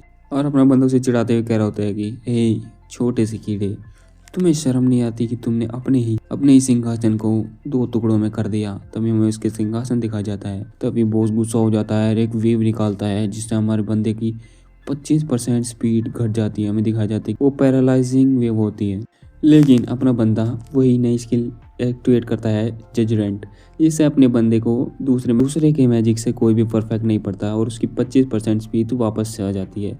ये देखकर बॉस भी शौक हो जाता है कि उस पर उसकी ताकत का कोई भी प्रभाव नहीं पड़ रहा है। तभी हमें दिखाया जाता है कि ली उस वेव को झेल नहीं पाता और वो अपने एमसी से मदद मांगने के लिए कह रहा होता है। तभी उसको बॉस भी नोटिस कर लेता है और उसकी तरफ हमला करने के लिए बढ़ रहा होता है। अपना बंदा भी कह रहा होता है कि ए तुम कहाँ जा रहे हो, तुम मुझसे लड़ाई कर रहे थे। लेकिन अपना बंदा देख रहा होता है कि वो बहुत ही ज्यादा दूर जा चुका है। फिर अपने बंदे की रियल पावर एक्टिवेट होती है। फिर वो करता है समन अनडेड। तभी बॉस के सामने बहुत सारे अनडेड समन हो जाते हैं जिससे जाता है, लेकिन वो एक ही बार में उन सभी अनडेड को हरा देता है। अपना बंदा भी सोच रहा होता है कि मुझे पता था ऐसा कुछ हो सकता है, लेकिन एटलीस्ट मैंने उसे डिस्ट्रैक्ट तो कर दिया। तभी एमसी अपनी ग्रांस in the wind skill activate करता है जिससे उसकी स्पीड 60% से बढ़ जाती है और वो स्पीड का इस्तेमाल करते हुए बॉस को बहुत ही ज़्यादा स्लाइसिस में काट देता है और वो उस डंजन को क्लियर कर देता है और नोटिफिकेशन आती है कि नेक्स्ट बॉस 14 दिन के बाद स्पॉन होगा। और वो उस बॉस की भी डेड स्पिरिट को ऑब्जर्व कर लेता है, जिससे उसे एक नई स्किन मिल जाती है जो कि होती है थर्ड आई। इसकी इन्फॉर्मेशन होती है कि आपकी आंखों के सामने जो भी अटैक नहीं है उसको डिटेक्ट करके आपको बता देगा। तभी मैं बाहर के सीन दिखाया जाता है। एक बंदा कह रहा होता है कि एक साथ 3 गेटा पैर हुए हैं, इसमें कुछ ज़्यादा स्पेशल नहीं है। और वो दूसरे बंदे से कह रहा होता है कि कुछ रिपोर्ट आई। दूसरा बंदा कह रहा होता है कि अभी तक नहीं सर। और वो मन ही मन में सोच रहा होता है कि गए हुए हंटर कुछ एडवांस की क्रिस्टल लेके वापस आ जाएंगे, फिर कुछ एसोसिएशन टीम जाएगी और बॉस हंटर को मार देगी। मैं भी तो एक एसोसिएशन से मिला हुआ बंदा ही हूँ, मुझे बोनस क्यों नहीं मिलता? अगर हमारे द्वारा भेजी गई टीम एक ही बार में पूरे गेट को सफा कर दे तो ये हमारे लिए बहुत ही ज़्यादा अच्छी बात होगी। लेकिन ये काम तो सिर्फ एक क्लास का हंटर ही कर सकता है। कोई इतना बड़ा बिग शॉट यहाँ पर इधर उधर कैसे घूम सकता है? तभी उस गेट से अपना बंदा बाहर आता है और उसके साथ ही कह रहा होता है कि एडवांस टीम रेड करके वापस आ चुकी है। वो बंदा भी शौक हो जाता है, इतनी जल्दी? और वो कह रहा होता है कि ये सिर्फ दोनों डंजन में गए थे, मुझे यकीन है कि ये दोनों आधे रास्ते से ही वापस आ गए होंगे। तब वो ये देख के शौक हो जाता है कि गेट का कलर ग्रे हो रहा होता है। वो भी सोच रहा होता है कि क्या गेट का कलर ग्रे हो रहा है, क्या इसने अकेले ही बॉस मॉन्स्टर को हरा दिया? तभी वो भाग के जाता है और पूछता है कि क्या तुमने अकेले ही इस गेट को क्लियर कर दिया? अपना बंदा पूछता है कि तुम कौन हो? फिर वो अपना नाम बताता है। शिम हंटर एसोसिएशन से होता है गेट टीम को कंट्रोल करने। ली भी कह रहा होता है कि तो इस बारे में मैं कुछ नहीं कह सकता, इसको यून ने यानी कि अपने एमसी ने अकेले ही क्लियर किया है। ये सुनकर वो टीम लीडर भी शौक हो जाता है और वो चिल्ला के कह रहा होता है कि क्या तुमने अकेले ही इस डंजन को क्लियर करा? इसका मतलब तुम एक क्लास के हंटर हो गए। अपना बंदा उसे मना करते हुए कह रहा होता कि नहीं, मैं एक सी क्लास का हंटर हूँ, लेकिन इससे कोई फ़र्क नहीं पड़ता। चलो कुछ बिजनेस की बात करते हैं। तो तुम कितना ऑफर देना चाहोगे इसके ऑक्यूपेशन राइट्स के लिए? वो मन में सोच रहा होता है कि इसके लिए दिक्कत होगी अगर मैंने इसे बता दिया कि मैं टावर ऑफ ट्रेल से आया हूँ। फिर वो लीडर भी कह रहा होता है कि ठीक है, मुझे जांच करने दो। मैं कंट्रोलिंग टीम के बिहाफ से कहूँ तो हम सिम तुम्हें इसके लिए 1.2 बिलियन वॉन ही दे सकते हैं। अपना बंदा भी शो हो जाता है 1.2 बिलियन। और फिर हमें दिखाई जाती है इतने टाइम बाद हायुन काम करके थक चुकी होती है। वो कह रही होती है कि जब से मैं टावर से वापस आई हूँ नॉन स्टॉप काम करते ही जा रही होती हूँ। और हमें बताया जाता है कि हायर अपनी हायुन के साथ एक टीम बनाई होती है जहाँ पर वो 2 लेवल के हंटर्स को मैनेज करती है। और वो अपने बंदे के बारे में सोचते हुए कह रही होती है कि वो अब क्या कर रहा होगा। वो पछता रही होती है कि काश मैं उसे अपने साथ ही ले आती। तभी उसका फ़ोन बजता है और वो सोच रही होती है कि इस टाइम पे उसे कौन फ़ोन कर रहा है। और वो शौक हो जाती है कि अपने बंदे से मैसेज पाकर हानियन कह रहा होता है कि अगर तुम धरती पर वापस लौट आई हो तो हम मिलकर बात कर सकते हैं। और फिर हमें दिखाया जाता है अपने बंदे के अकाउंट में लगभग 1.2 बिलियन आ चुके होते हैं। अपने बंदे को यकीन नहीं हो रहा होता है कि मैंने सच में इतने सारा पैसा बना लिया है। तभी गेट खुलता है और हायुन अंदर आती है। अपना बंदे से आवाज़ मारता है कि हे, मैं इधर हूँ। अपना बंदा उसे देख के सोच रहा होता है क्या यहाँ पर भाग कर आई है। और उससे कह रहा होता है कि तुम्हें जल्दी करने की कोई ज़रूरत नहीं है। हायुन भी उसे शिकायत करते हुए कह रहा होता है कि यूनहान, तुमने मेरे एक भी मैसेज का रिप्लाई क्यों नहीं किया? तुम्हें पता भी है कि मैं तुम्हारे मैसेज का इंतजार कब से कर रही थी? एमसी भी उससे माफ़ी मांगते हुए कह रहा होता है कि मैं मैसेज करना भूल गया था। हायुन इससे कह रही होती है कि तो ठीक है, ये ट्रीट तुम्हारी तरफ से, क्या तुम मेरे लिए कुछ चीज़ केक ऑर्डर कर दोगे? हायुन उससे पूछती है कि तुम क्या चाहते हो? एमसी कह रहा होता है कि मुझे टावर के बारे में बात नहीं करनी। मैंने तुम्हें इसलिए फ़ोन किया था क्योंकि मुझे एक गिल्ड में ज्वाइन होना है। मुझे कुछ ऐसी गिल्ड चाहिए जो मेरे टावर ऑफ ट्रायल्स में जाने दे और साथ साथ ही मुझे डंजर को अकेले क्लियर करने में दे। मेरे पास कुछ शर्तें भी हैं। पहली कंडीशन, जो मुझे अपनी इच्छा अनुसार किसी भी गिल्ड में ज्वाइन होने दे, टावर में मेरी किसी भी एक्टिविटीज़ में इंटरफेयर ना करे। तीसरी कंडीशन, मैं कभी भी गिल्ड का यूज़ कर सकता हूँ डंजन में जाने के लिए। क्या तुम्हें लगता है कोई इन सभी कंडीशन के साथ मुझे कोई गिल्ड अपनी टीम में लेगी? एमसी को लगता है कि शायद से उसने कुछ ज़्यादा ही पूछ लिया, लेकिन हायुन उसे होश में लाते हुए कह रही होती है कि तुम्हारी कंडीशन के साथ बहुत ही ज़्यादा नामुमकिन है। कोई भी गिल्ड इतनी सारी कंडीशन के साथ तुम्हें एक्सेप्ट नहीं करेगी जब तक कि तुम उन्हें कुछ रिटर्न में ना दे दो। अपना मतलब इससे माफ़ी मांगते हुए कह रहा होता है कि लगता है मैंने कुछ ज़्यादा ही अनरियल चीज़ें मांग ली है। तभी हायुन अपने बंदे का हाथ पकड़ते हुए कह रही होती है कि तुम हमारी गिल्ड को ज्वाइन करो, व्हाइट सिल्वर गिल्ड, और मैं तुम्हारी सभी इम्पॉसिबल कंडीशन को पॉसिबल बना दूंगी। दूसरे ही फ्रेम में अपना बंदा एक ट्रक पे लेटा होता है। वो सोच रहा होता है कि मैंने कल डंजन को क्लियर किया, उसे बहुत ही ज़्यादा महंगा बेच दिया, लेकिन मुझे अभी भी गिल्ड ज्वाइन करने से पहले कुछ काम करने हैं। फिर से हायुन की कन्वर्जेशन याद आती है। हायुन ने उसे कहा था कि उसे अकेले ही एक सी ग्रेड का डंजन क्लियर करना होगा और इस तरह से तुम्हें अपनी ताकत का विश्वास दिलाना होगा कि तुम हमारी गिल्ड के लिए काबिल हो के नहीं। किसी भी गिल्ड का फ्री में यूज़ करना बहुत ही ज़्यादा महंगा पड़ता है। इसीलिए तुम्हें अगर ये सब कंडीशन चाहिए तो तुम्हें हमारी गिल्ड में ज्वाइन होना होगा।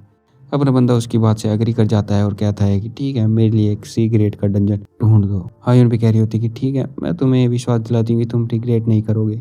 परसेंट में अपना बंदा उठता है और सोच रहा होता है कि अब मुझे यहाँ से निकलना चाहिए ताकि मेरा साथ साथ ही वार्म अप भी हो जाए। वो अपना स्टैंस लेता है और एक स्पीड में जंप मारता है जो उड़ते हुए लोगों के सामने से उड़ते हुए जा रही होती है। हायून डंजन के पास पहुंचती है और वो कह रही होती है कुछ ही देर में हम अंदर पहुंचेंगे। हायून पूछती है और अपनी आई कार्ड दिखाती है।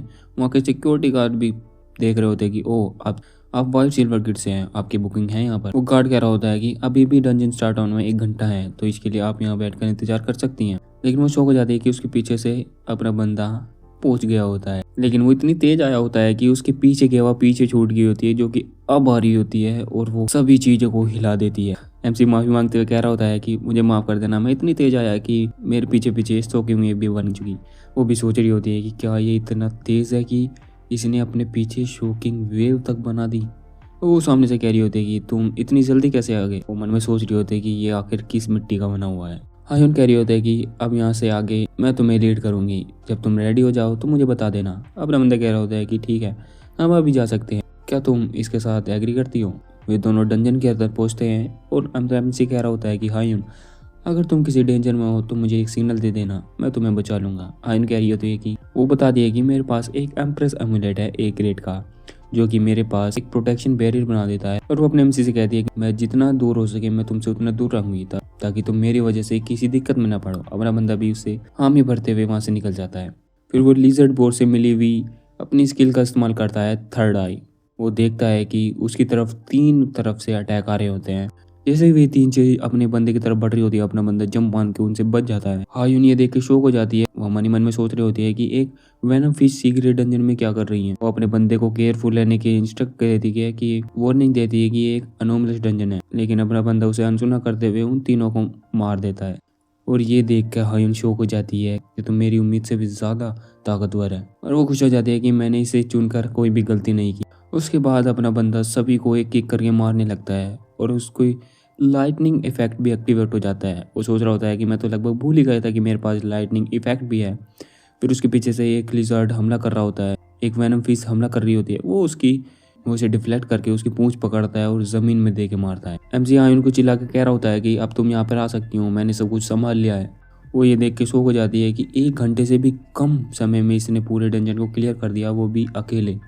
वो कह रही होती है कि एक वेनम फिश इतनी कॉमन मॉन्स्टर नहीं होती कि उसे इतनी आसानी से मार दिया जाए। यहाँ तक कि एक सी ग्रेड का हंटर भी उसे लड़ने से पहले 100 बार सोचता है। ये इतनी ज्यादा डेंजरस होती हैं।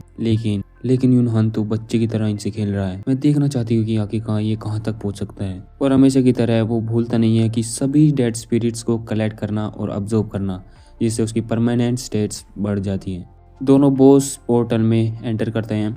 आयुन कह रही होती है कि यहाँ कुछ गड़बड़ है, मुझे इस एरिया में कोई भी मॉन्स्टर महसूस नहीं हो रहा है। तभी उनके ऊपर से कोई तो भी हमला आ रहा होता है। अपना बंदा उसे फील कर लेता है और सोच रहा होता है कि हम खतरे में हैं। लेकिन इससे पहले कि वो हमला करे, अपना बंदा हायुन को पकड़ता है और वहाँ से निकल जाता है। हायुन अपने बंदे की स्पीड देख के शॉक हो जाती है। तभी लिजार्ड एक बीम बनाता है और अपने बंदे की तरफ हमला करता है। हायुन कह रही होती है कि अपने पीछे देखो, लेकिन इससे पहले कि वो बीम अपने बंदे पर लैंड हो पाती है, अपना बंदा जंप मारता है और किसी ऊंची जमीन पर आकर लैंड करता है। फिर अपना बंदा हायुन से कह रहा होता है कि तुम खतरे में थी, मैंने इसीलिए तुम्हें इस तरह पकड़ लिया, क्या तुम माइंड तो नहीं करोगी। हायुन भी कह रही होती है कि नहीं, बिल्कुल भी नहीं, तुमने मेरी मदद करी और भी ज़्यादा अच्छा किया है। फिर अपना बंदा नीचे देखते हुए कह रहा होता है कि ठीक है, अब मैं वहाँ जाकर उसे फिनिश करके आता हूँ। हायुन कह रही होती है कि क्या तुम्हें एक बफ की जरूरत है, हम अभी इस टेस्ट को बंद कर सकते हैं। हमसे कह रहा होता है कि नहीं, इसमें ज़्यादा टाइम नहीं लगेगा। अपना बंदा स्टाइल में नीचे उतरता है और उस लिजर्ड के सामने आके कूदता है और अपनी स्पीड वाली स्किल को एक्टिवेट करता है, इंस्टेंट एक्रोलेशन। सभी स्किल को यूज़ करने के बाद उसकी स्पीड 70% से बढ़ जाती है, क्योंकि उसकी स्किल्स ओवरलैप हो चुकी हैं 7 टाइम। लिजर्ड अपने मुंह में एक और बीम तैयार कर रहा होता है। अपना बंदा ये देखकर उसकी तरफ तेजी से बढ़ता है और अपनी अल्टीमेट ट्रेड स्किल एक्टिवेट करता है और उसे एक ही बार में 3 हिस्सों में काट देता है और नोटिफिकेशन आती है कि आपने डंजन को क्लियर कर दिया है। डंजन सेल्फ डिस्ट्रक्ट हो जाएगा 3 घंटों में। हायुन शोके के कह रही होते हैं कि यहाँ पर असली मॉन्स्टर कौन है, मुझे ये बिल्कुल भी पता नहीं चल रहा है। तभी वे डंजन से बाहर आ जाते हैं और हायुन कह रही होती है कि मुझे लगा नहीं था कि तुम इतने हाई लेवल डंजन को इतनी जल्दी क्लियर कर दोगे।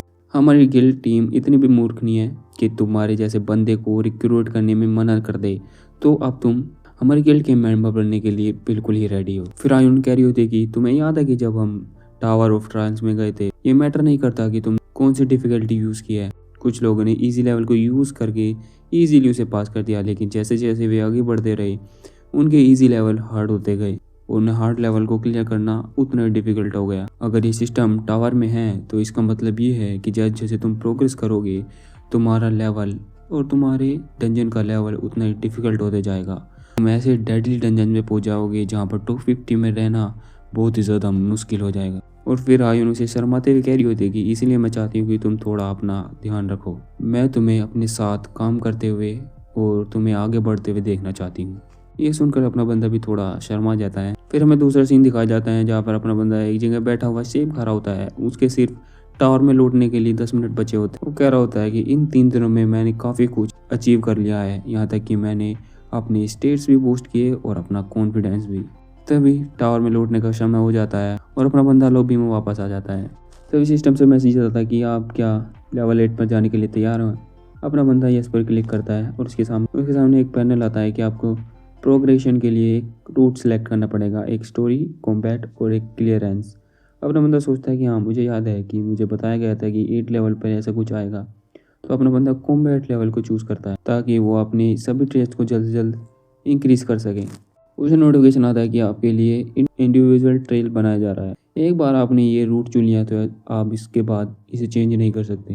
अपना बंदा भी कहता है कि हाँ मैं ये चाहता भी नहीं हूँ।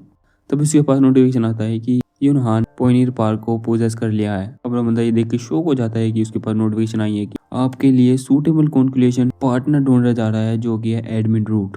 कॉन्क्लूजन हो चुका है जो कि है कॉम्बैट रूट एडमिन के साथ। दूसरी पलक में अपना बंदा अपने आप को दूसरी जगह पाता है। वो सोच रहा होता है कि ये कैसी जगह है। तभी नोटिफिकेशन आती है कि आप आयरन और ब्लड वर्ल्ड में आ चुके हो।